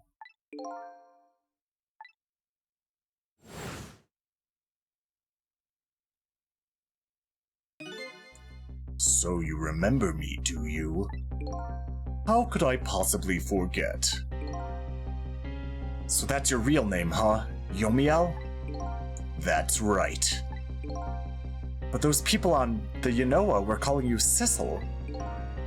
That's just an alias I was using for my deal with them. I didn't see any need to tell them my real name. Could you do me a favor? Would you let me ask you some questions? I've been trying to find out my true identity all night. Sure, go ahead. I'm sure there's plenty we can still tell you. Right, Detective Jowd? Right. 10 years ago, you were a top systems engineer, weren't you? Systems engineer? What's that? By the way, I'm a top Pomeranian, you know. Well, it's kind of hard to explain to a dog, but it's a person who's good at using computers. I don't mean to brag, but I was one of the best in the industry. That's how I got roped into joining that project. Project? What project?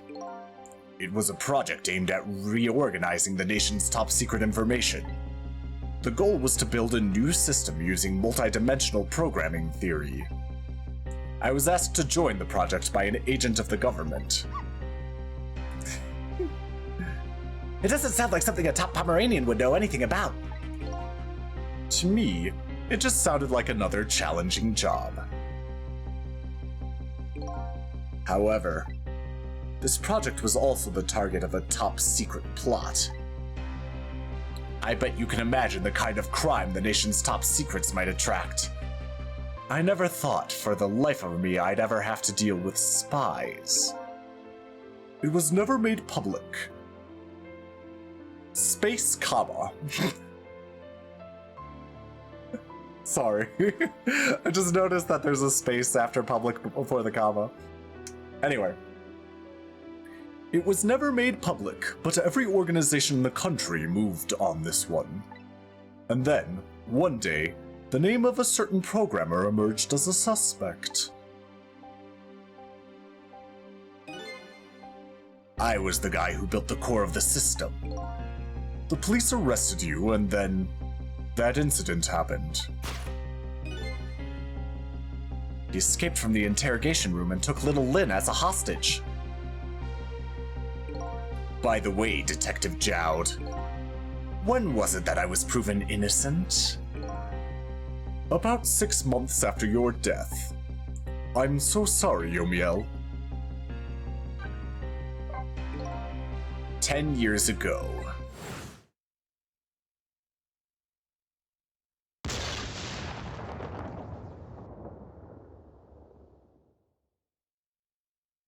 My soul was split from my body and I lost everything.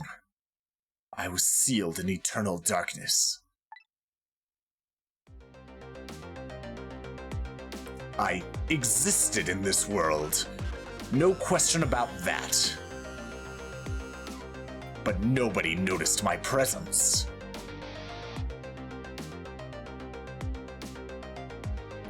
What good were my powers? They didn't help anybody.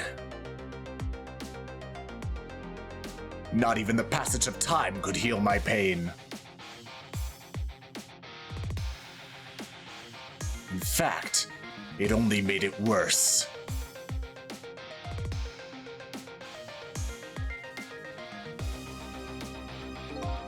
I wanted to disappear, but I wasn't even allowed to do that. The way Lynn described it is exactly right. Sinking slowly toward the bottom of an endless sea. An overwhelming feeling of loneliness and despair. And I wanted all of you to suffer what I was suffering. And so that's why you murdered Alma. That's right.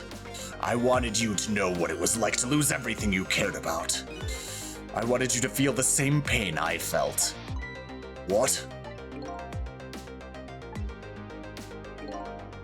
It was the twisted wish of a mind poisoned by infinite loneliness. And then, As I was plotting my revenge, I had an idea. I came up with a plan to use these powers of mine to make a deal.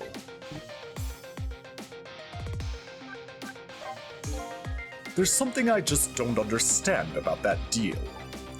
I'm sure your powers would be very valuable to them, but what would you get out of the deal? A new life. Life? I asked them for 2 conditions. Number 1 was that they help me with my revenge plot. And the second was a rebirth for me. Rebirth? A new beginning, eh? I didn't care if it was a fake life, an artificial life. I just wanted a physical receptacle for my soul. A name, an identity, an everyday life. I wanted to grow old in a society that would accept me. And finally, I wanted to die, surrounded by a loving family. That's the kind of life I asked them for. A completely man-made life. That's right. I knew I couldn't hope for anything more than that. To make it all come true, I knew it would take a lot of money and a lot of power. That's why I decided to ask a national government to help me. And their response in the end was betrayal. They were making their moves much more carefully than I suspected. They sent spies to this country and researched my powers on their own. And they even figured out what Temsik was all about. And you had no idea they were doing all this? None at all. I was a fool. So then, why did they go to all the trouble of making a deal with you? Why didn't they just steal a hunk of the Temsik meteorite from the park? They couldn't. Huh?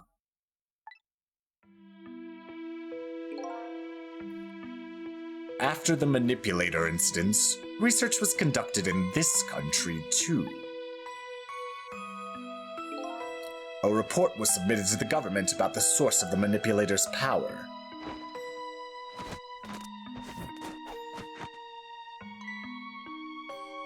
By Inspector Cabanela, the old pigeon guy, eh? At first, the government didn't believe the report. But then, they decided to put the park under surveillance, just in case. Surveillance, huh? It just looks like an ordinary peaceful park, but there are armed agents there at all times.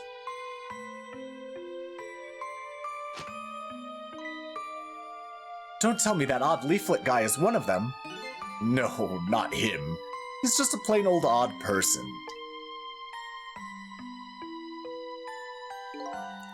That park is like a silent battlefield on an international scale. So that's why they couldn't steal the Temsik meteorite. And lately, under the pretense of building a housing site, they've been working on a plan to destroy that park in order to secure the Temsik meteorite. So that's it, eh? So the upshot of your grand deal was this, eh?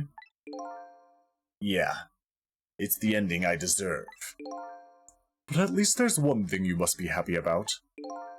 What's that? You've managed to seal me away at the bottom of the sea forever. Well, shall we get started? Started with what? Bringing Detective Jowd back to life, of course. What? What good will that do now? But we promised. We promised Miss Lynn and Miss Camila that we'd save them. And we can't do that without you, Detective Jowd. I've been guided by fate tonight to this place. I won't give up now. All right, fine. Let's see where it leads us. Here we go then, back to 4 minutes before your death. Let's go!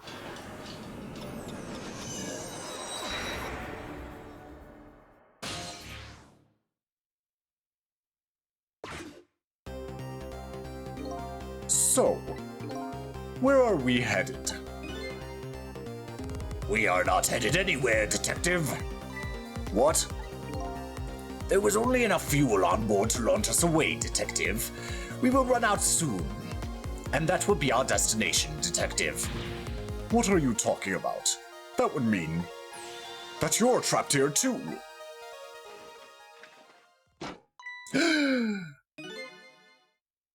By the way, I am not human, Detective.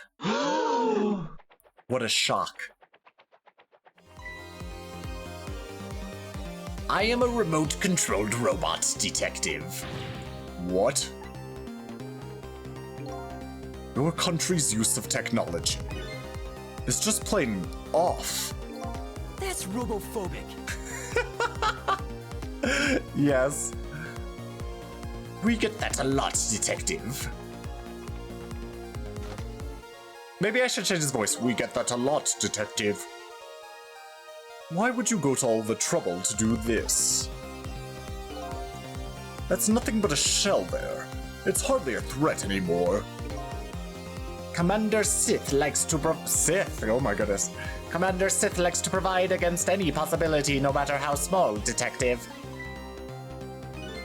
Possibility? What are you talking about? There is no need for you to know, Detective.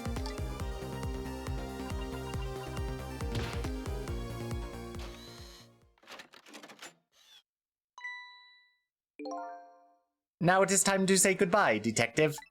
In the end, your fate remains the same, it seems, Detective. Camila, forgive me.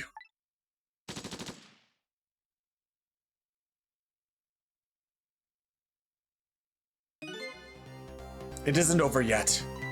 It isn't? Remember what that big masked man said? Any possibility, no matter how small. Possibility? In other words, there must be a chance here somewhere. The possibility of turning the situation around. Oh jeez.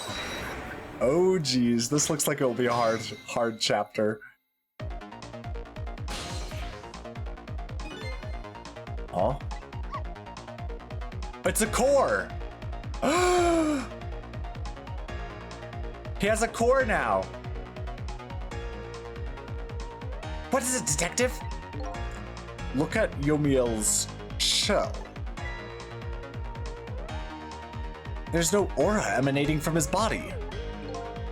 Of course there isn't. The Temsic fragment is gone. Could this change in his shell give us some kind of lead?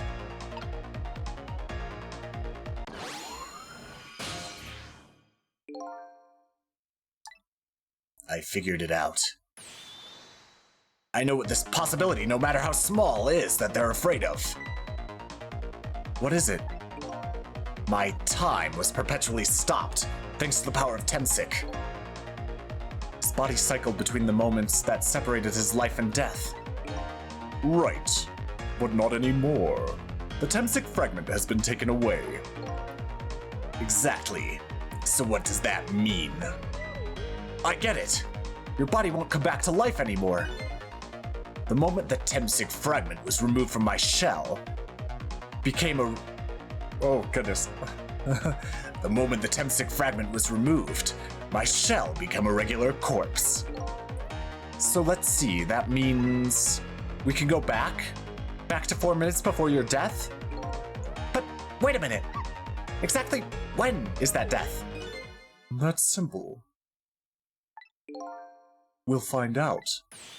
When we get there, let's move!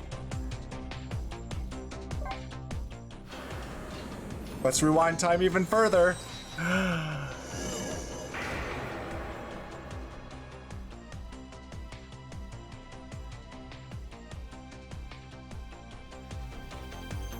I can change the future.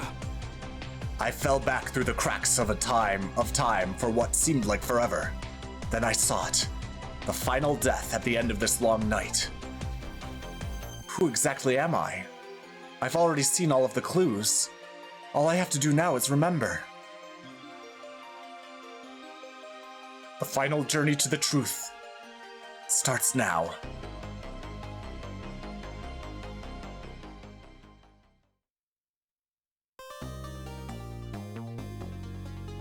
Cleared 5:10 a.m. to 5:42 a.m. challenge. Save my current place and time. All right, this is the final chapter, I'm pretty sure. Ooh.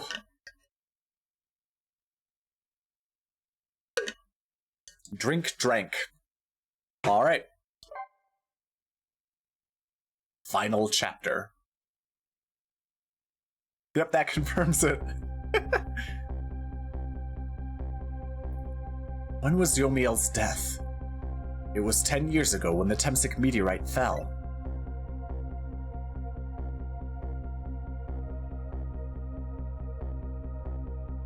We traveled back through time, and now we're here at the scene of that death. The start of it all is about to replay itself.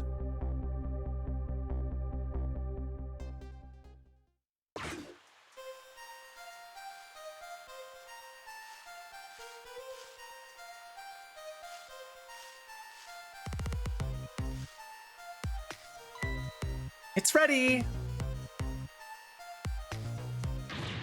Hold it!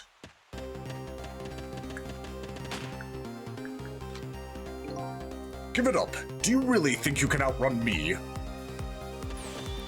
Eek! No, just calm down and drop that weapon. Stay back. If you come any closer, I'll shoot her!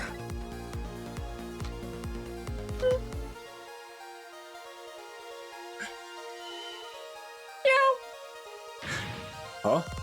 Oh, a kitten. Shoo, you might get hurt. Shoo? Hi, Chi-Chi. Hi, Chi-Chi.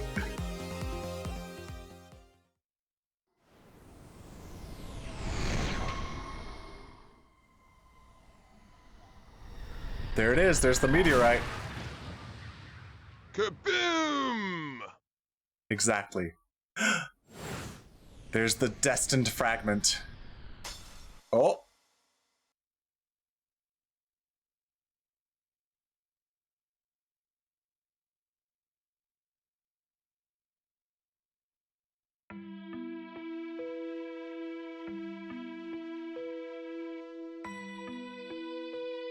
Are you okay?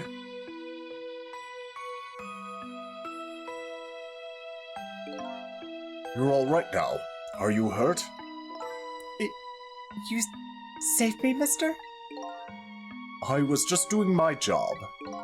The gods, they're the ones who saved you. What's your job, mister? Me? I'm a police detective. So that's the Temsic meteorite, eh? It's beautiful looking at it from this angle. It changed all of our fates completely. We can't stop Temsic from falling from the sky, but we might be able to protect you from that fragment and save your life. Huh. This would have gigantic repercussions for everything, though. I don't know. What's the matter, Detective Jowd? To be perfectly honest, I'm scared. If that meteorite fragment doesn't get him, I'm pretty sure I would have shot him. We might not be able to change your fate of dying. I can accept that. What I did is inexcusable. No matter how the future might change, that fact will never go away. If my fate is to die here, then I accept that. This will be our last battle against fate. Beyond that will be a new future. Okay, let's get started.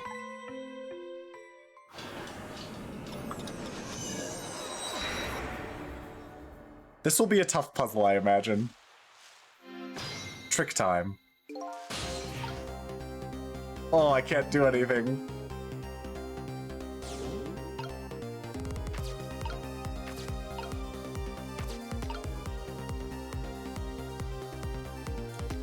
Let me investigate. Oh, jeez.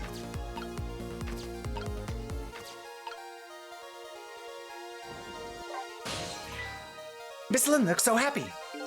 Sure, she's happy. She's about to eat some sweet potato. And that happiness is about to be shattered in a single instant when she drops her sweet potato. I don't think you're seeing the big picture. Anyway, we have to keep our eyes peeled for a chance to make our move. Right, we won't drop the ball or the sweet potato. Oh, Missile. You are a lovely Missile. Headphones.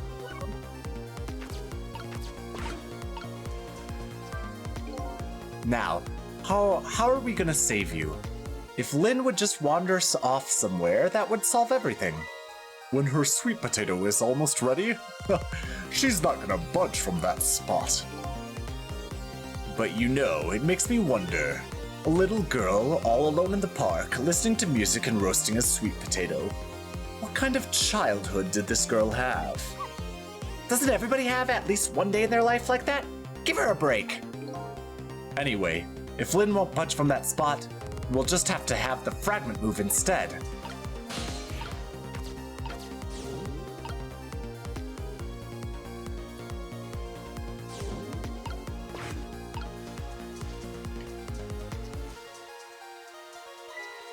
It's ready! Hold it! Eek!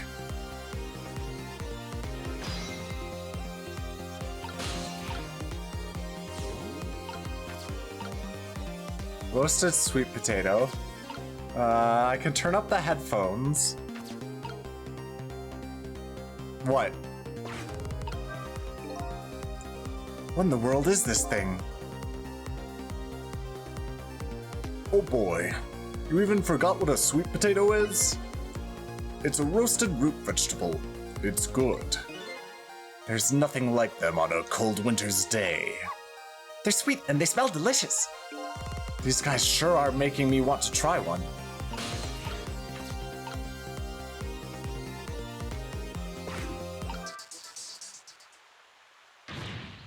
So stay back. What are you doing? You're gonna hurt poor Miss Lynn's ears. I'm sorry, I wasn't thinking. You really startled her. You even made her drop her sweet potato. I know how much this girl loves her food, too. Anyway, at least her fate has changed, albeit ever so slightly.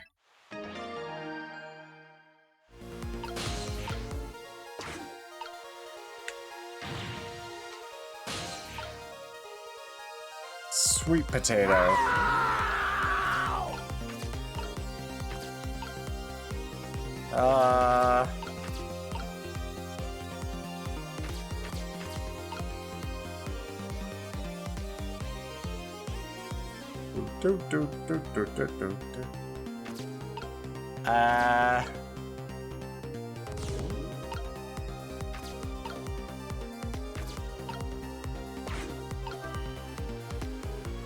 What about the unroasted sweet potato? Oh dear. Oh dear.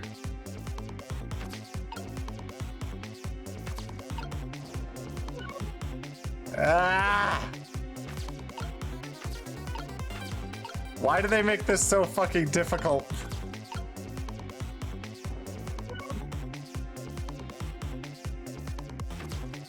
Okay, so that's not gonna do anything.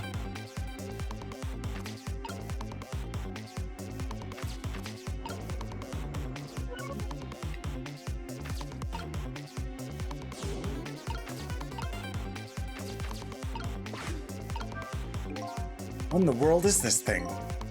Boy, you even... Okay.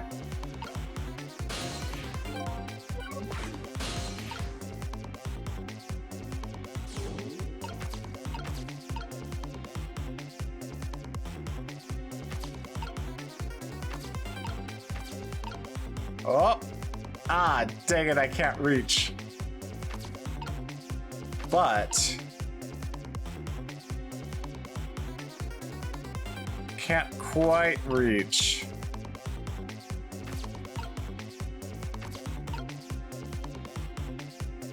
I don't know. Is anything gonna happen?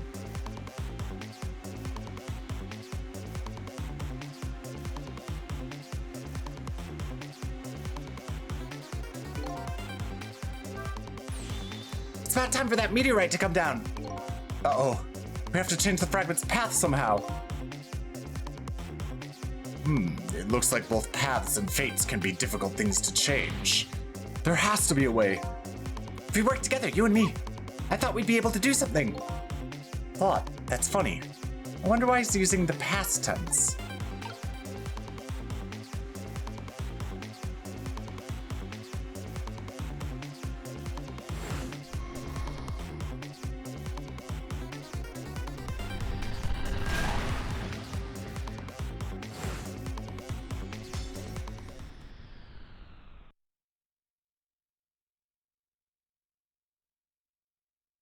Time's up. I doubt we can move those two from that spot. Which means we have to do something with the Tensig fragment instead. That should be easy with our powers. I think you're right, Missile. This is going to be the grand finale. Such an unlucky situation. It is. It really is. She dropped her potato.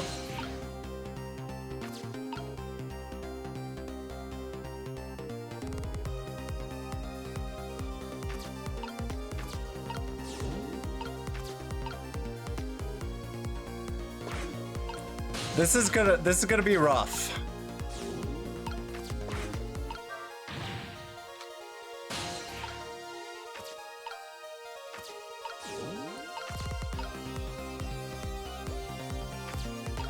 Wait.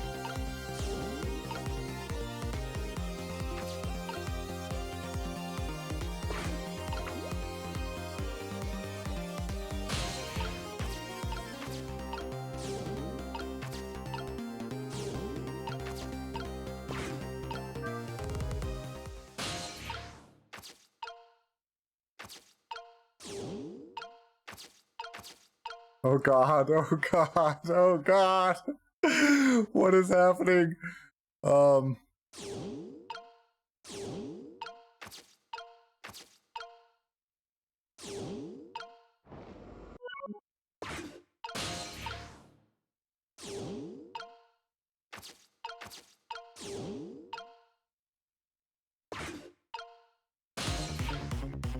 Ah, dang it.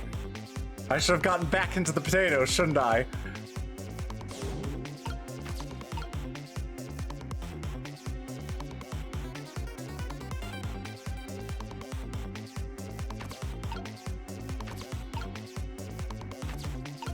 Because there's this nozzle. And now I can't reach. Alright, let's go back to the fate change. Okay.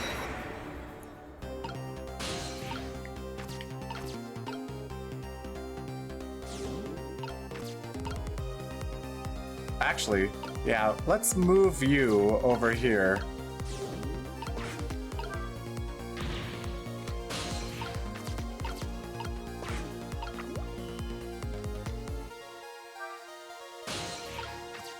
Let's get back into the potato.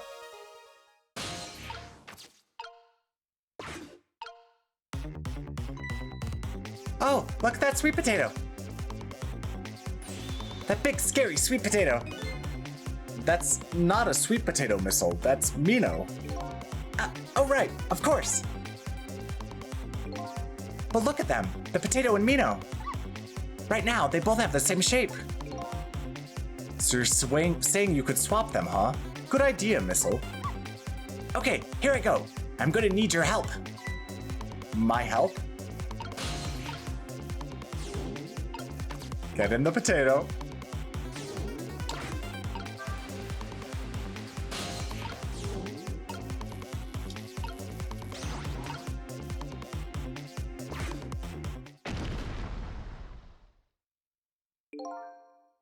That was quite a sight to see. Looks like this park just got a new feature. But neither one of them even glanced this way. Guess that's not surprising, seeing as even a meteorite didn't distract them. Hey, it was a desperate situation. Kill or be killed. And Yomiel is killed right after this by the meteorite. Well, now that Park has a new feature, can we use it to our advantage in any way?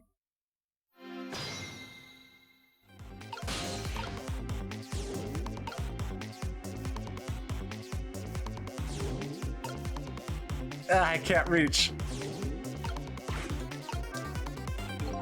It's no use, I can't get any water to come out. Well, we could see why not. Yeah, the overwhelming presence of Mino there. If only we could use it to our advantage somehow.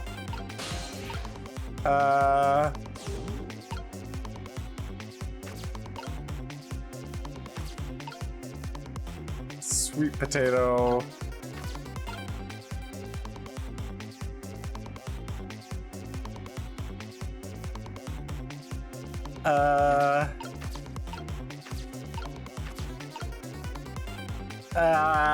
I know it goes through this post lantern. Uh-oh. I know it goes through this post lantern, but I want to switch these two, but I can't reach it.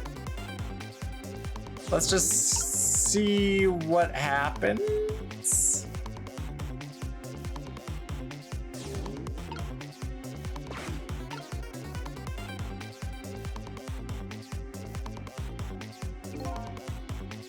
Is anything even happening?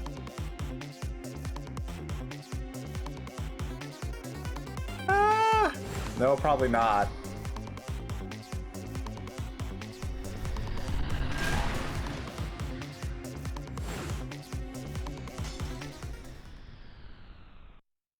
Nope, that didn't work.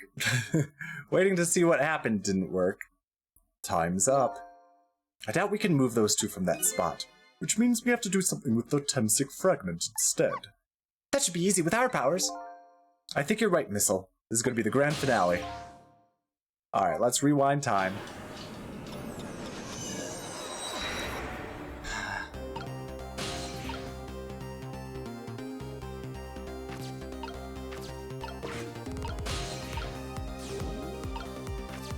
Let's get you over here.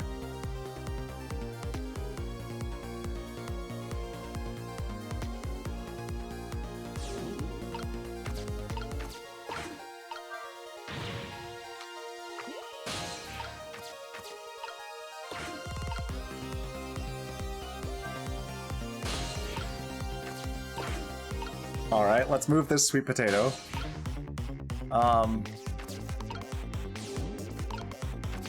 You can get in the sweet potato.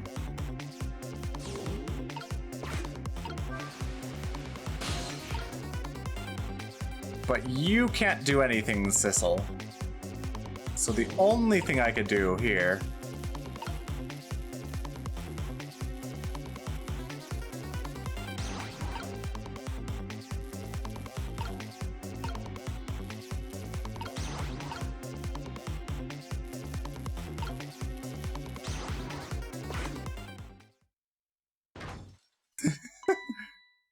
Oh look, the lamppost is bending.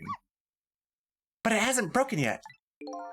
It really is a wonder it hasn't snapped. It just might hold out for a little while longer. If I recall, the Temsic fragment smashed through the glass lantern on its way down. But if Mino sits firmly in its way, then fate should change.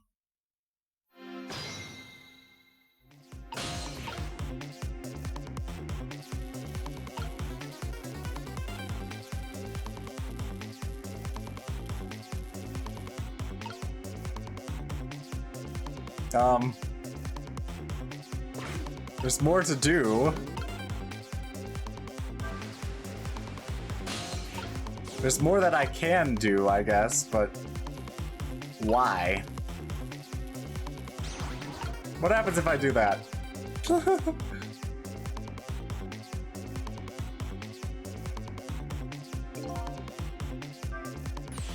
It's about time for that meteorite to come down. Don't worry, Missile. I think we're ready for it. Look what's right in the fragment's path. Oh, okay. That giant sweet potato. If anything can get in the way, that ugly monster can. Ouch. Anyway, now the fragment's path ought to change. It's Mino. That's right. It's not a sweet potato. It's Mino.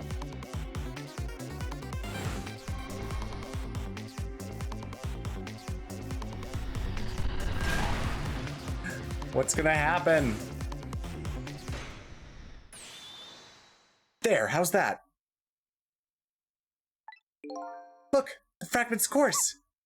It changed a little. Now Yomiel's fate really should change. Wait a minute.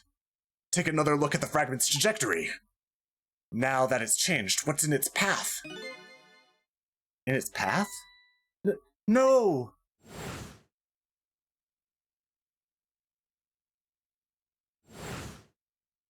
Ugh. Detective Jowd! The Tempsic fragment shot through his leg! What? But the cruel twists of fate weren't over yet. Come on, put it down! Huh? Jowd, put the gun down, now! If you don't, you're going to shoot him! I don't know if it's his detective training or what, but even though he's shaking from the pain, the gun doesn't waver. Put the gun down! No! I knew it. This is my true fate. In the end, I stole his life away with my own hands.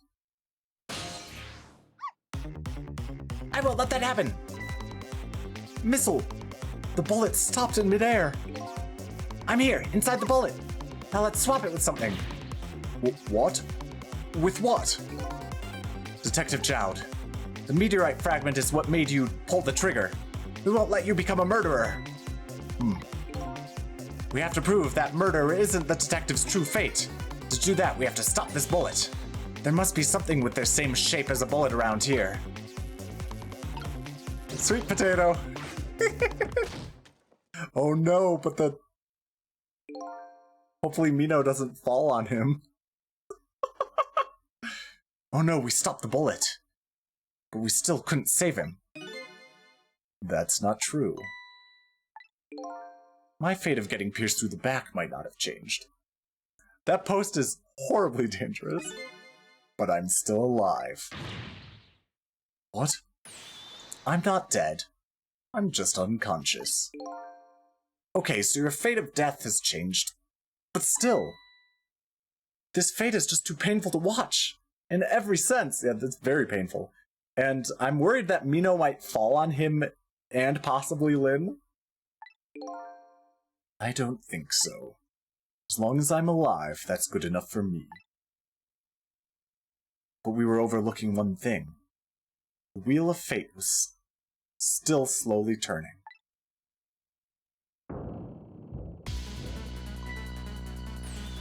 Look out! Wake up, you gotta get out of there! Damn it, my leg won't work. It's all over, we're out of time. Miss Lyn!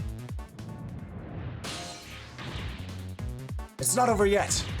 If there isn't anything else to swap with, why don't we just let it play out and then try to find another way next time? Even if she dies, all you have to do is possess her corpse. Then you can redo her last 4 minutes as many times as it takes. No, I won't do that. Why not? Sure, the fact of her death would be erased, but her memory of it would remain, like a scar on her psyche. I won't let that happen. Not if I can help it. Well, what can we do now? Even if we work together?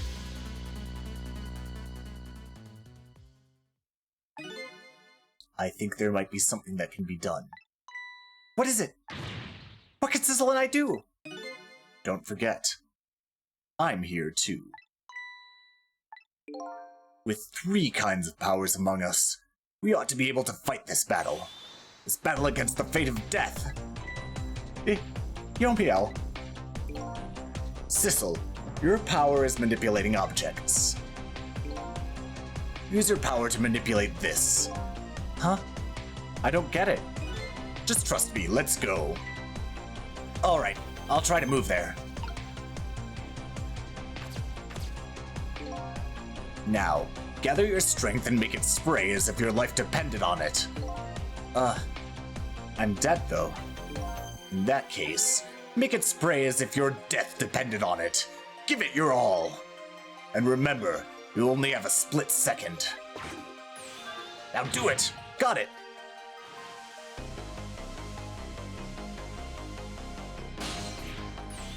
Now it's your turn, Missile. What? Me? What can I do? I think you know the answer to that. Okay, got it. You can swap them. That hunk of concrete will go back to its original position.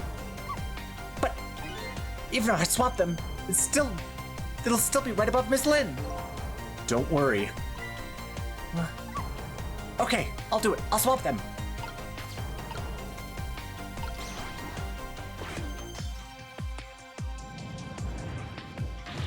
It's no use. We can't stop that horrible Mino. What can we do now? I don't see how gaining a second or two helped. Oh, it helped all right. Those few seconds were exactly what I wanted. Last up, it's my turn. Your turn?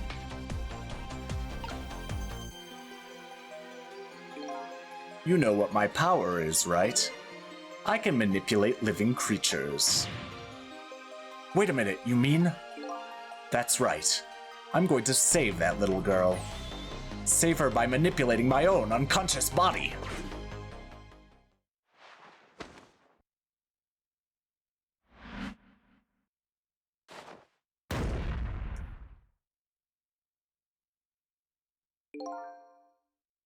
Ye gods.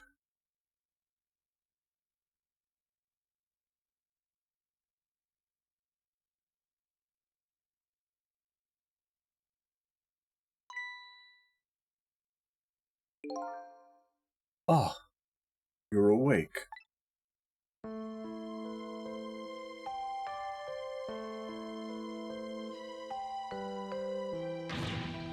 Hey, mister.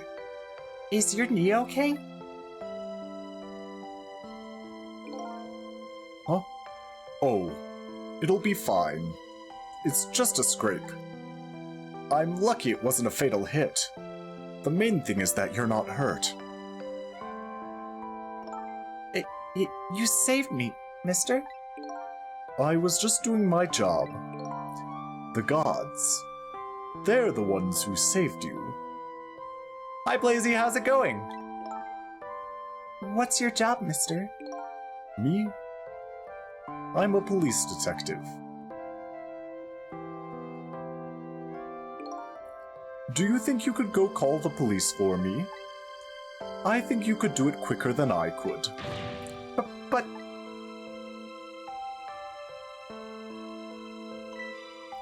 What's that? It's a detective's badge. We give them to children who've been very brave. A detective's badge?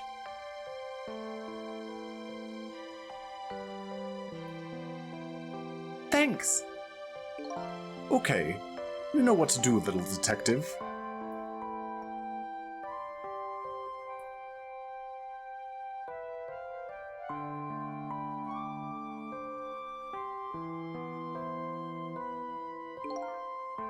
Are you alive? Yeah. Sadly. Hang on, help is coming. What made you do such a reckless thing? To be perfectly honest, I don't really know. When I came to, my body was already moving all by itself. It was as if somebody else was controlling me. I see.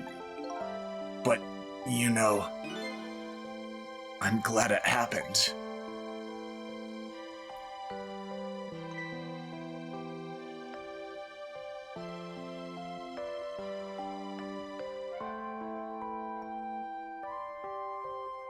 Hey, mister.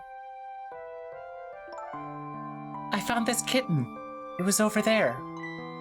Come to think of it, I just saw it a few minutes ago. It's probably a stray. It's kind of limp. Is it okay? I don't know. I think it's unconscious. That's funny. It doesn't look like it's injured or anything. Poor little kitty. How about if I take it to my house and look after it? Would you like to come home with me, little kitten?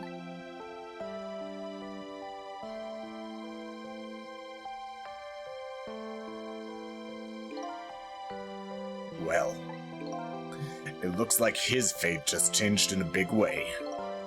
Whose fate? That kitten's, of course. Sissel's. Sissel? The name Sissel echoes in my head. That's my real name.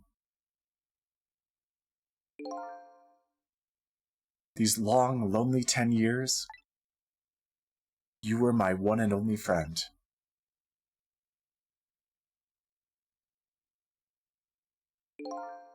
How about it? Do you remember now?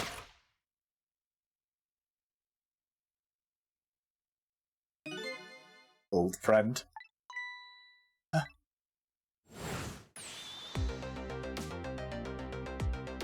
I think I finally remember. 10 years ago, I was a little kitten that wandered into this park. I was weak and all alone in the world. Hold it!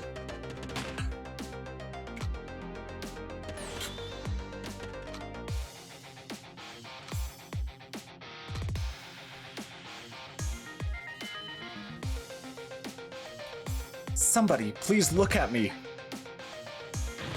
Huh? Oh, kitten. Shoo, you might get hurt.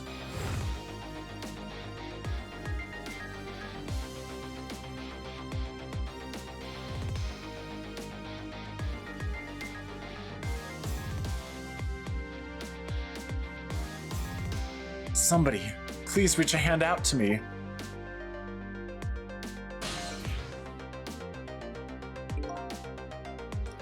I had just only died at the time. I had lost everything, my life, my memory. My body wouldn't move anymore, but I still managed to reach out a hand to him.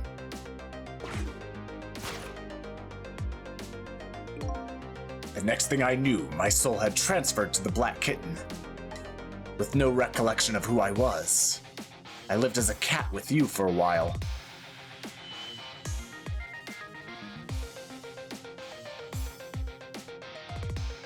After a while, the man regained his memory. I went back to just being a cat, and then the man got his body back.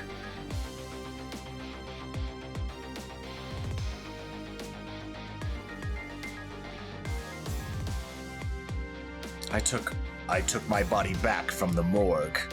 There was somebody I just had to go see. Just one more time. I took control of my body and hurried to her house. But I was just a little too late. I had just missed her as she left this world. She left me a note that said, "I'm coming to you, Yomiel."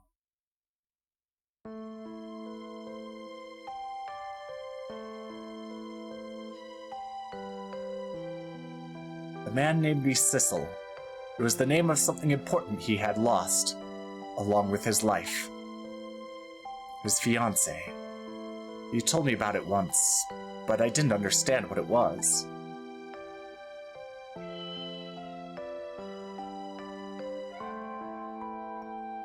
Those 10 years were very happy for me, but they weren't happy for the man, and there was nothing I could do for him.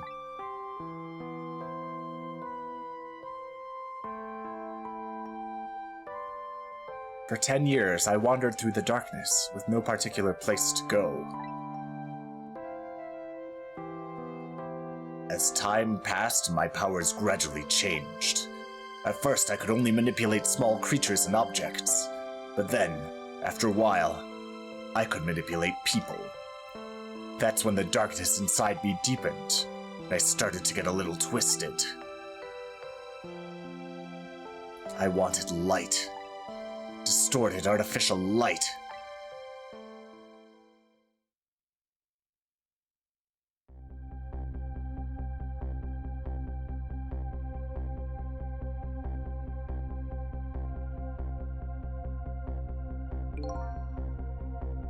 When I got my revenge on Lynn, I would see that light. Or at least, that's what I tried to believe.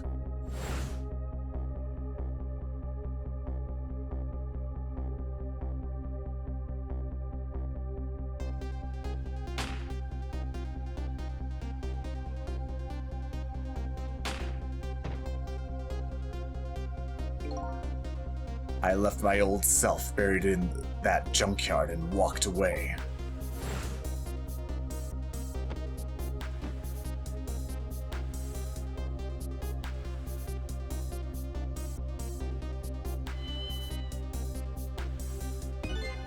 The Black Cat. I was possessing Sissel then. It wouldn't look very much like a murder if the corpse got up and walked away after all. So you borrowed the body of your old friend. Sissel was inside that bag I was carrying tonight. I had no intention of leaving my friend behind in this country when I left. But then, when I went to possess his body, I realized something horrible. What was that? Sissel, there inside the bag, was dead. What?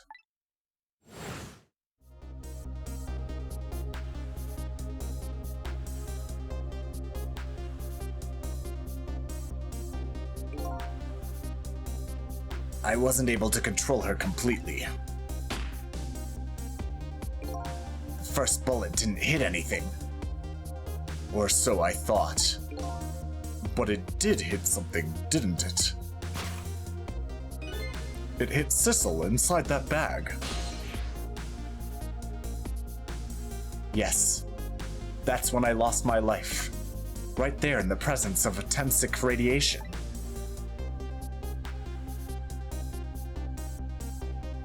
And that's when I got my powers of the dead. My ghost tricks. Morning, Luca. I think I understand it now. Why was I the only one who couldn't get his memory back? It was because I thought that corpse was me. It was the only corpse I could see at the time, after all. But, as it turns out, it wasn't the only dead body. My true death was hiding just behind that corpse.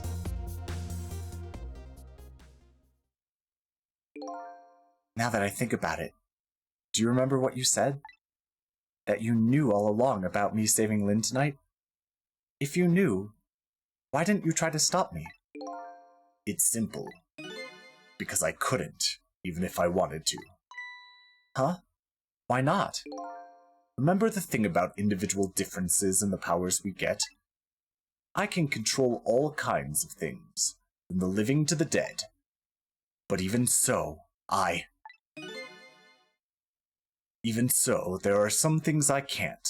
Even so, there are some things that you can do that I can't. You mean, I can't even rewind time, let alone change the fate of a death. If I could do those things, I would have saved your life. Not only that, but I never would have just let my fiancé stay dead like that. But you're here 10 years in the past now. That's thanks to your powers. I just tagged along with you.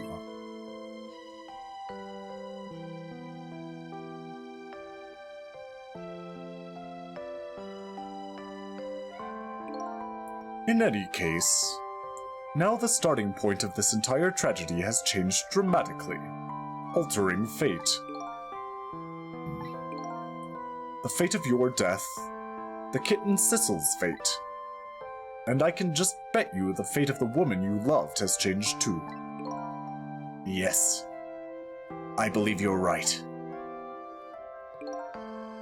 So, this was the last fate to be averted, eh?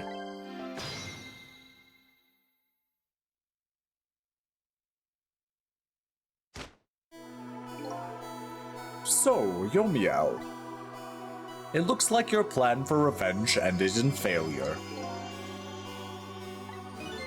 Yes, and I'm glad too.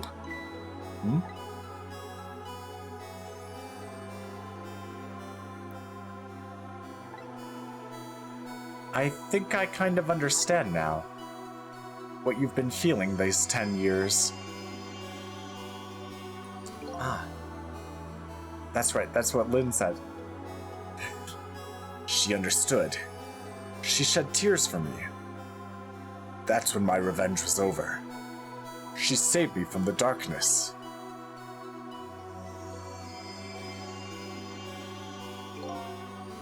Well, I guess it's time we got back. A new 10 years later was just born. Right. We should get back to our new present. I can't wait to see Miss Lynn and Miss Camila again. So, these past 10 years will now all vanish. Well, not completely. Huh? The memories of all of us here will remain, including the memory of what I did, my crime. That's the way this game of the dead works, eh? And no matter what the reason, there's no denying the fact that I took Lynn hostage and tried to point a gun at her. I have no intention of running away from that either. The most inexcusable crime in my new life.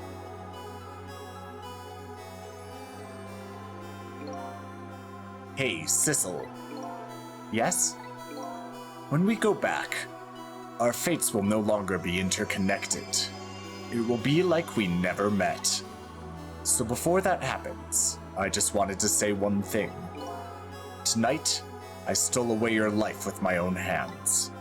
I'm truly sorry. That's already a thing of the lost past. Our fates have changed now. Right, Yomiel? Thank you, Sissel. I'm so very glad I met you. Me too, Yomiel. Sissel? Are we ever going to see each other again? I couldn't stand it if we weren't. Don't worry, Missile. I bet we'll see each other again someday. 10 years from now, our paths are sure to cross. We'll just have to wait until then. Sissel, I'll never forget you. I'll never forget you either, valiant little doggy. Well, it looks like you've come to live with me now. So let's be getting home, little black cat. Home, huh? That sounds good, Detective Jowd. We all witnessed the birth of a new beginning, and now we're each going back to our own new present.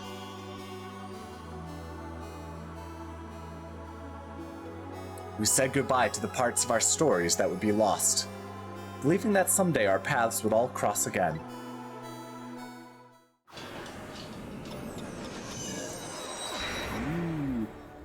But there's still some mysteries. Let me now give a shout out to Luca. We'll take a pause in the story for now to give a shout out to Luca. Hello, Luca, how's it going? Hello, Blazy, how's it going? Good to see you too. Sorry. That was an intense part of the end of the story, so I didn't want to interrupt it too much.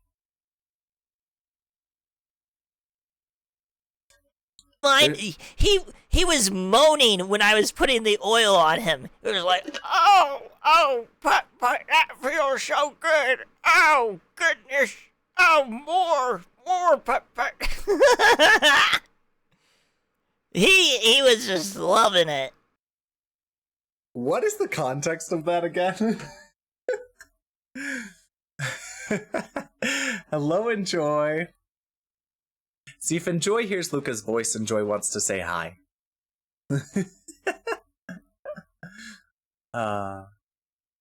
Very, very fun. Anyway, let's get back into the story. Although there's still some mysteries to figure out, like who is Ray? There was a character in Putt-Putt that was enjoying Putt-Putt cleaning him or something that sounded like that. Ah, I see. Who is Ray? Anyway, wait! As time flows, what's happening? Before you go back to a new present, I wanted to thank you. Who's saying this? It's Ray! Before I cease to exist. Oh, it's you! Yes, it is I, Ray, in case you have forgotten again. Thanks to you, everything has turned out as I had hoped. I am really grateful to you, Sissel. Thank you. But don't forget, I was only on a journey to find my own lost memory. Yes, I know that. I know all about you. Can I ask you a question, Ray? I want to know, who exactly are you? Fair enough. I will tell you. Let me tell you about another version of tonight's events. Another version? That sounds like dark magic to learn about another version of tonight's events. You changed the fates of many people tonight, the first of which was hers.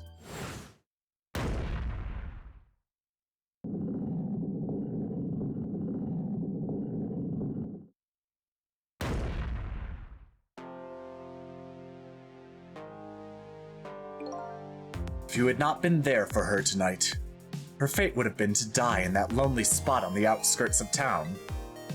If that had occurred, what do you suppose would have happened?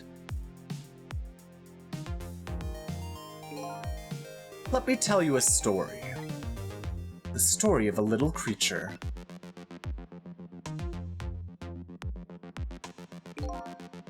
After they stole her life that night, they broke into her apartment.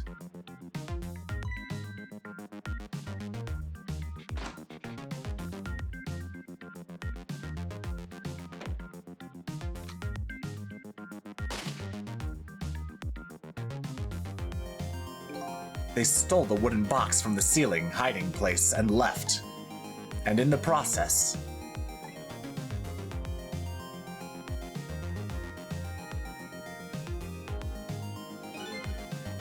two little dead bodies were left behind. However, the little fellow's spirit lived on. He desperately reached out his paw toward his mistress. And that's when a miracle occurred. Wait. What? Look at that, the powers of the dead. But how? He didn't really understand it himself. Not yet, anyway. But with all you know now, I bet you understand it, do you not? Hey, wait a minute. Yep. There's the Temsic fragment right there. That's right. He died inside the aura of that strange energy. But unfortunately, with his meager powers, he was unable to save his little mistress. There just wasn't anything he could do with only the power to swap objects. He needed the power to manipulate objects in order to save the little lady. The little fellow chased after the men, but there still wasn't anything he could do.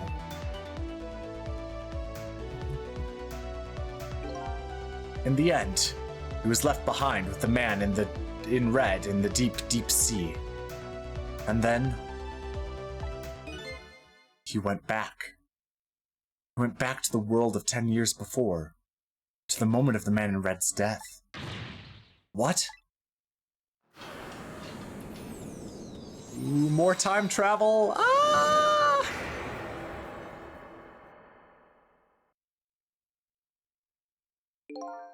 He decided to wait it out.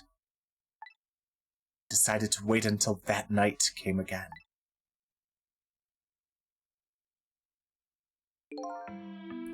And that's the other version of the story of this night. A story that has taken these 10 years to be retold.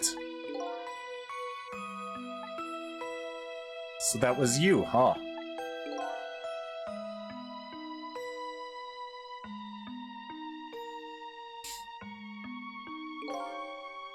That's right. I'm Missile. 10 years is a very long time in dog years.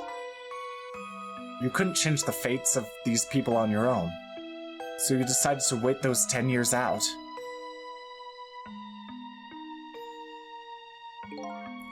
Exactly. And then, at last, that fateful night rolled around again.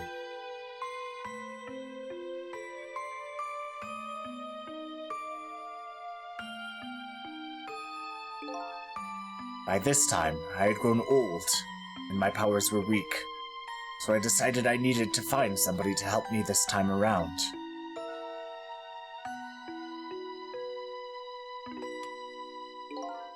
Somebody who possessed different powers than me. But wait a second. You were able to manipulate that desk lamp. Over the course of the long years, my powers changed. My ability to swap objects weakened. But I became able to manipulate small objects.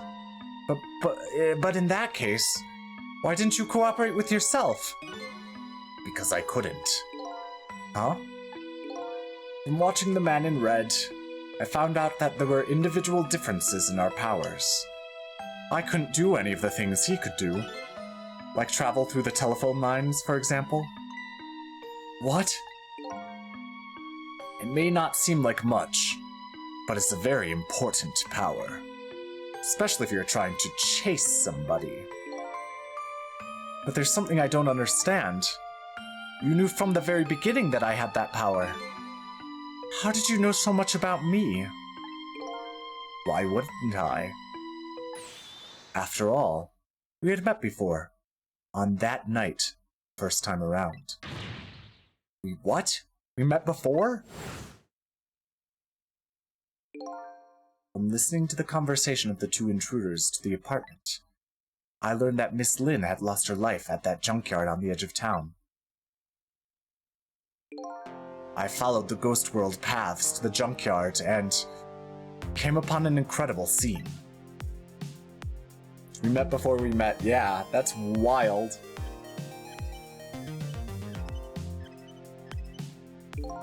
Imagine, if you will, there in the darkness, a twisting and swiveling desk lamp. It made my fur stand on end, I can tell you. That was me? So I was shot on that night the first time around as well.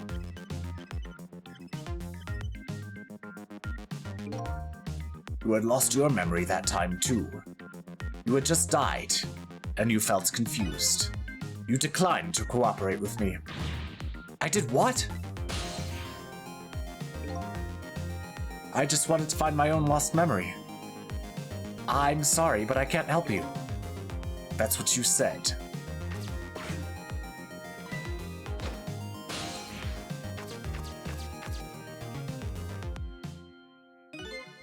And then you disappeared, away over the telephone line.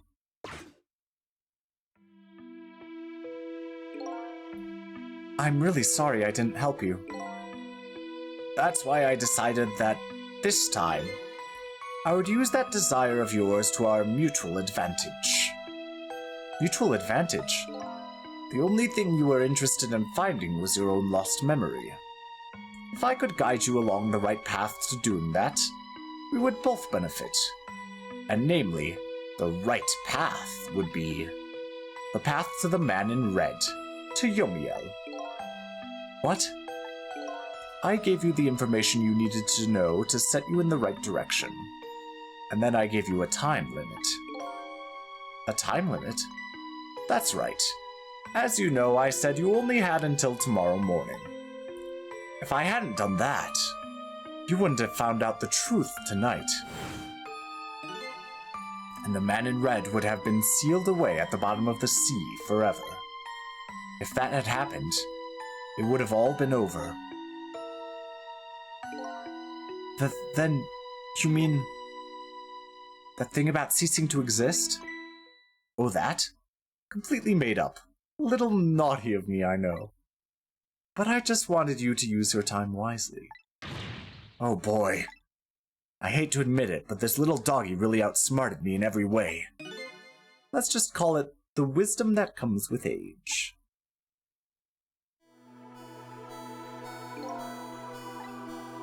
And now it's time to say farewell. These past 10 years will cease to exist, and with them, so will I. Missile, I believed in you. I always knew you could do it. And so you did. Thank you. Thank you from the bottom of my heart. Missile, so you waited and waited, these 10 long years. All for the sake of your two ladies, Lynn and Camilla, eh? Of course, 'cause that's what doggies do. Now then, farewell, Sissel. So the story of a single night came to an end. Nobody but us knew what had really happened that night. I made my way back to a new present.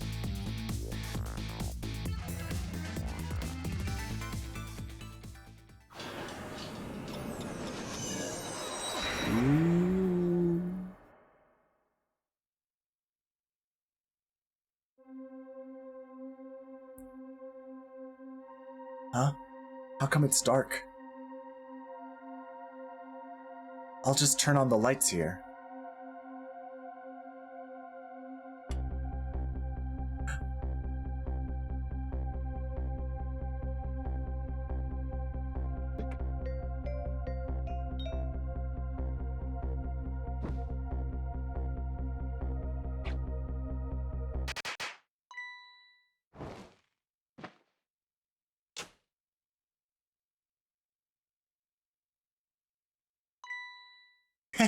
Were you surprised?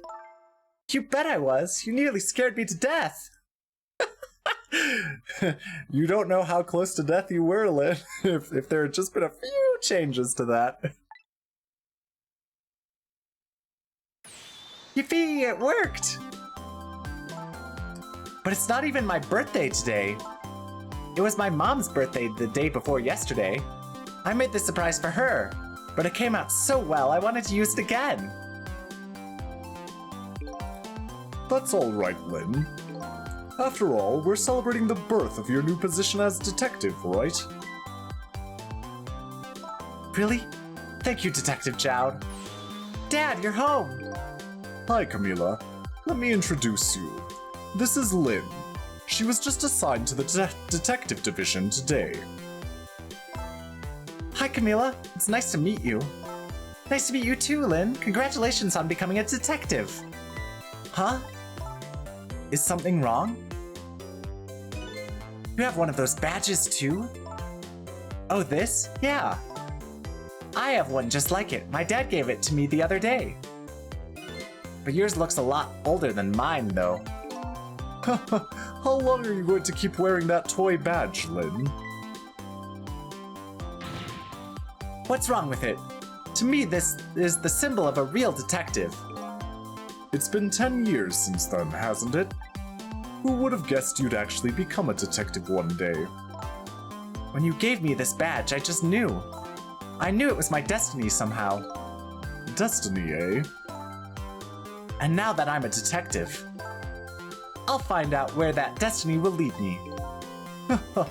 That you will. That you will.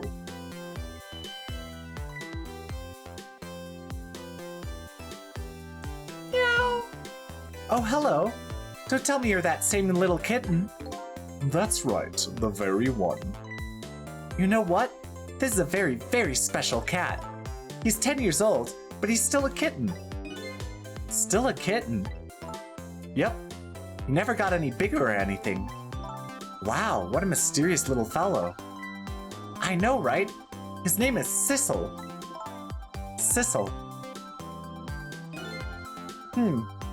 Seems to me that I've heard that name somewhere before.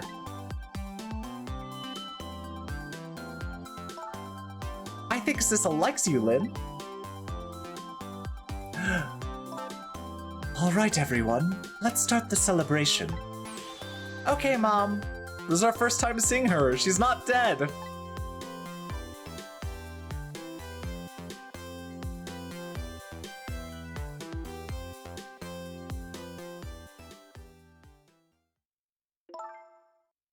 I bet you're just like me.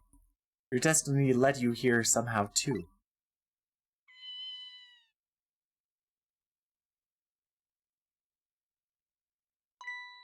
And so we meet again, Sissel.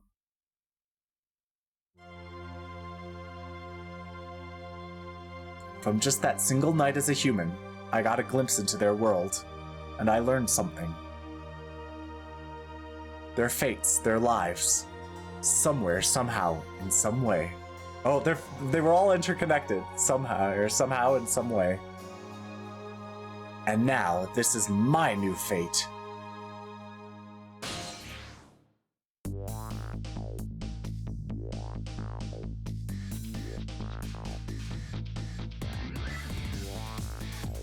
I guess I really am a cat. It suits me just fine to curl up and watch. Watch the strange and beautiful patterns of their lives as they unfold, and it looks like I'll have plenty to watch here for quite a while.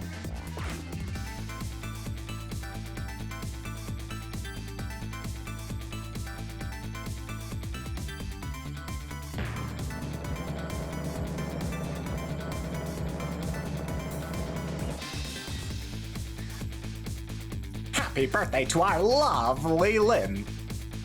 Like I said, it isn't my birthday. Hey, Missile, I thought I asked you to stay home and guard the fort. But birthdays are for celebrating together with friends and loved ones. Nothing like it, baby.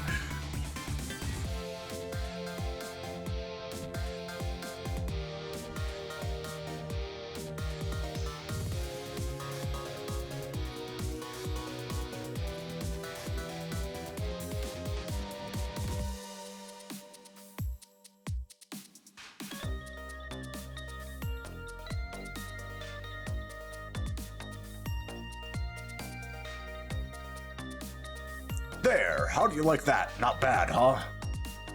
But definitely not good. Maybe now I can be a great detective just like Inspector Cabanela. What kind of example is the Inspector providing for his men? That's not impressive. It's actually terrible. Yes.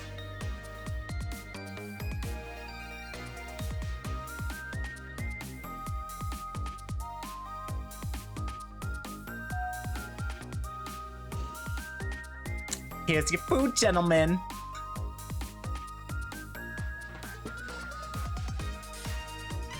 Memory, what are you doing here? I heard you were gonna be picking up new members for the Special Investigation Unit today. So you took on a part-time job here again? Just so you could do that? I didn't actually get to read the last sentence. Oh, you have no idea the lengths I go to reach my goals.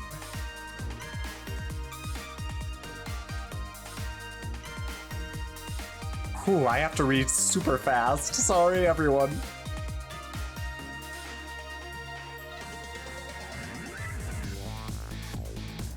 La da da da. Ah, yes. La la la, I've never cooked this way before. So exotic, so exciting. Turmeric, coriander, cumin, and... Ah, I couldn't read all that. Is this really necessary? Is this new curry chicken menu item? Oh, but our very best customer requested it. Now, good luck. I couldn't read it all. Whoops. Oh boy, I don't think I could eat another bite. Just who exactly is this very best customer anyway? Oh god, it's him. Oh god, it's him. It's Sausage Head.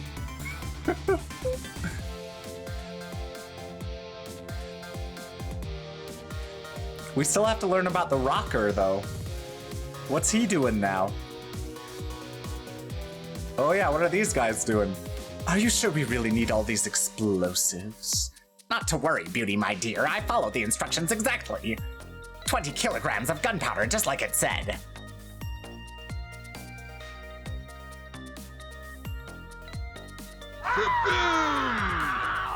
Wait a minute. 20 kilograms? I thought it was 20 grams.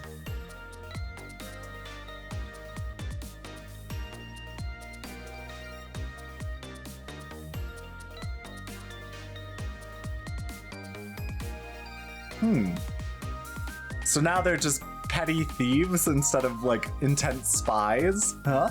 Huh? Well, I guess that's not petty. That's a lot of money, so whatever. So this is where you work, huh, Papa? That's right, sweetheart. Darling husband, don't you have any idea as at all you could give me? You must have heard some juicy stories, the indiscretions of a minister, perhaps. Now, you must you talk like that in front of our darling angel? Here's to the stodgy mind of my darling husband. Ah. What about the rocker and the security guards at the special prison? What about their fates? Ooh, I forgot about them.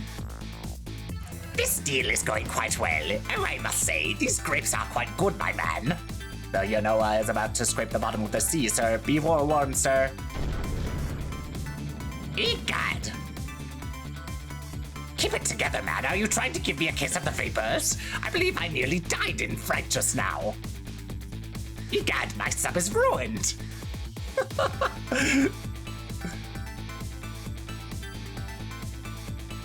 Sugimori. That makes sense. That makes sense.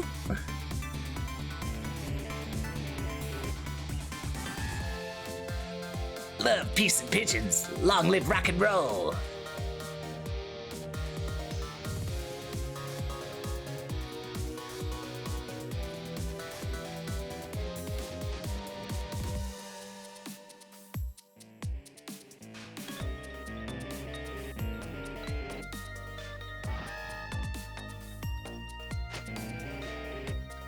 Stop the park from charging admission. Protect the rights of those who live here.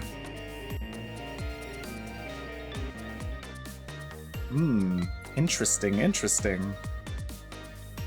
But what about the special guards at the special prison? What happened to them?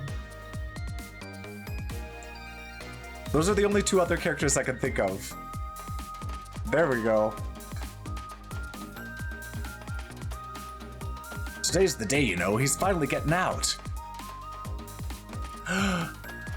No, everybody's starting to get real tired of seeing you do that. Let me show you a new dance that's been passed down in my family for generations. We do this when we have a stomachache. We call it Dance Away the Pain. Oh, I'm real interested in that one. Think you could show it to me, say, next week? You got it. It's Yomiel. He's getting out, isn't it? Maybe.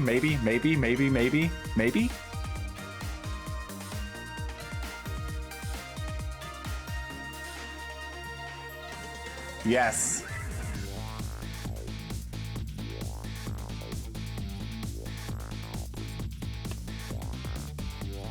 "10 long years, Yomiel. Your time's up today. The young lady who always comes to visit you is waiting outside."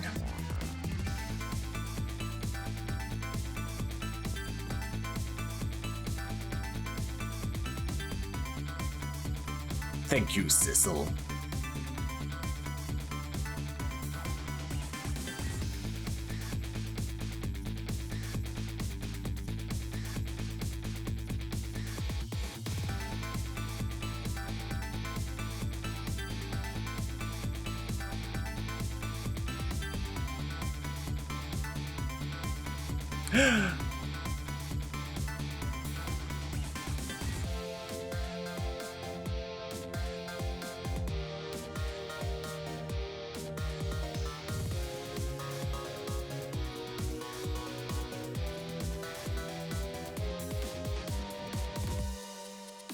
That was mysterious.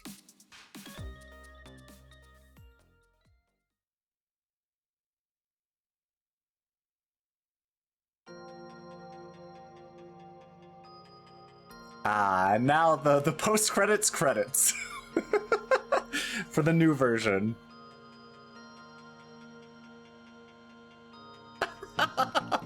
Yay! Yeah, it makes sense that Sugimori would do all this stuff. The Grezzo credits, yeah. Okay. Well, I don't know that anything interesting is gonna happen on this screen. So we can wait and see if there's anything interesting that happens, but so far, very, very good game. Those are comments, I could say.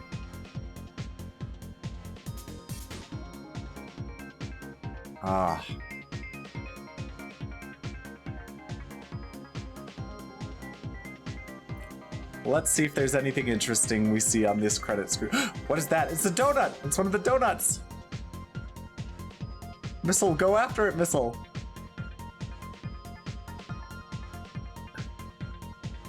Typefaces are... Oh, the rat. Oh, that's right. You like the rats, or you like going after the rats.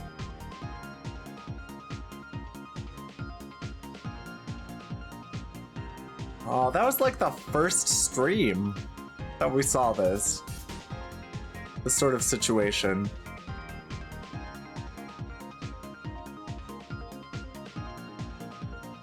Huh.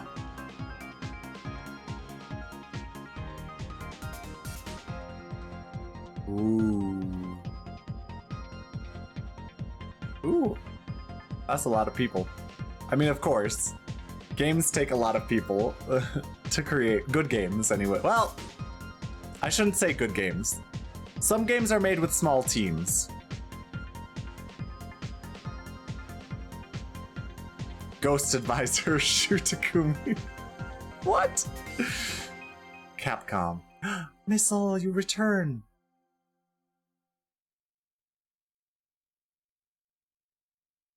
Obtained new illustrations. Cleared the Fate Averted challenge. You can change the background of the display screen under options. Listen to the music.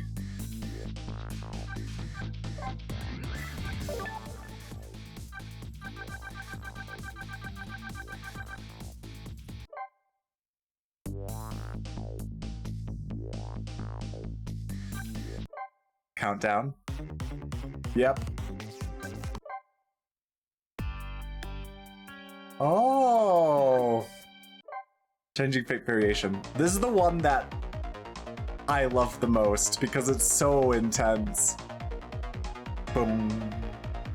Bong. Bong. Bong.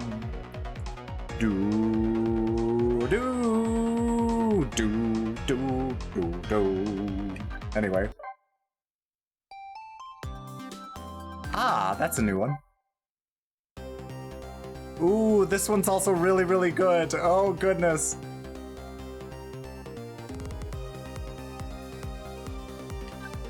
Final Struggle. Ah.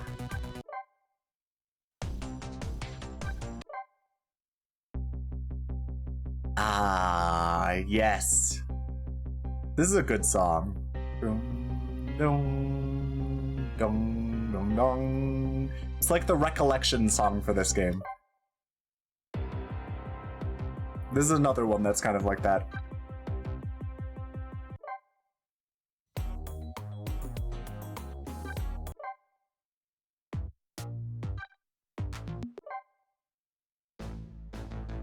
Ah, yes. Trauma. Oh, what a great song. I know it's called Trauma, but what a great song. Oh, this one is also fantastic. Oh, goodness. Lynn the Pursued Redhead. Da-da-da-da-da. Do-do-do-do-do-da-da-da. Da-da-da-da-da-da-da-da. Chase.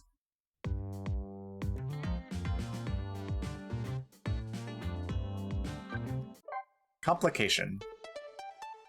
Ooh. Changing Fate. Ah!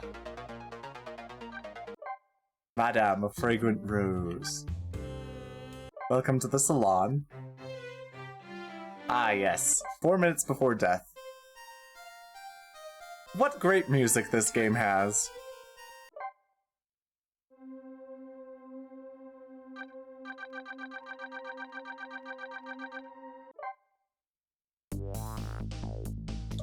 What does Y do?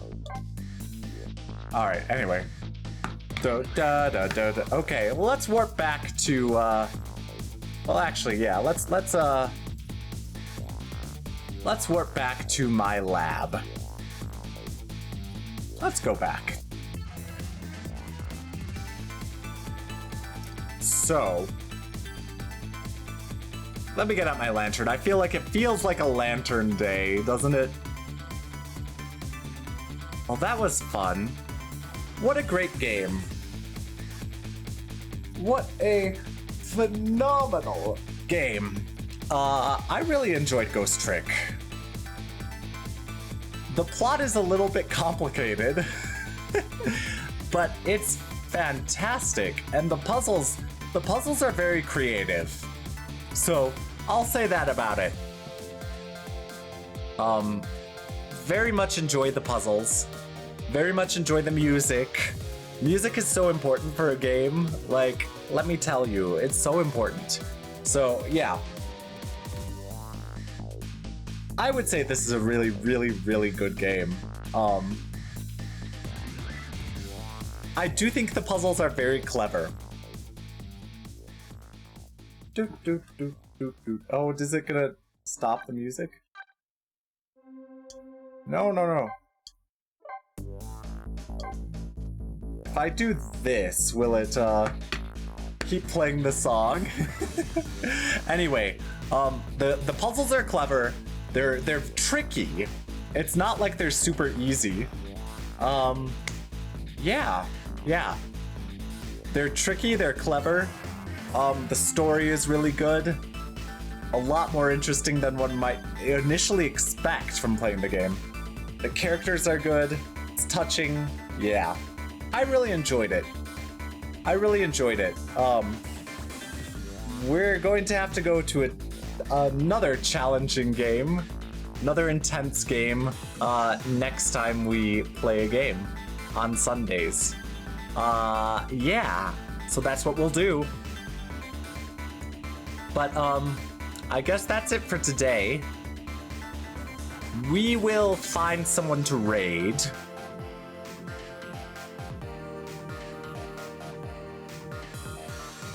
Let me just look at the list just to check, but I have a person in mind. Oh, thank you, Luca. It's someone's 3-year anniversary today. So let's raid in honor of their 3-year anniversary. Let's give them a raid. Oh, they have a follower-only chat, so be aware of that. If you want to post a raid message, say, how about this? Let's,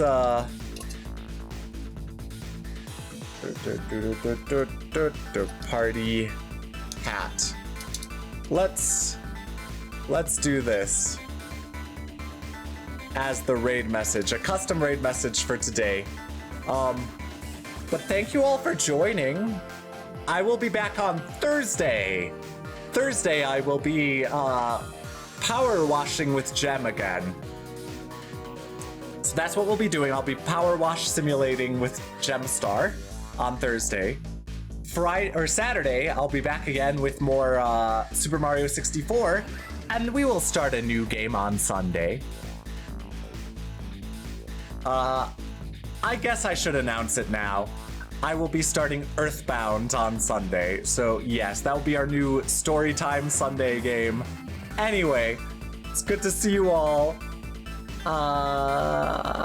See ya, I'm gonna warp out of here. Thank you very much for being here. See you later. Bye!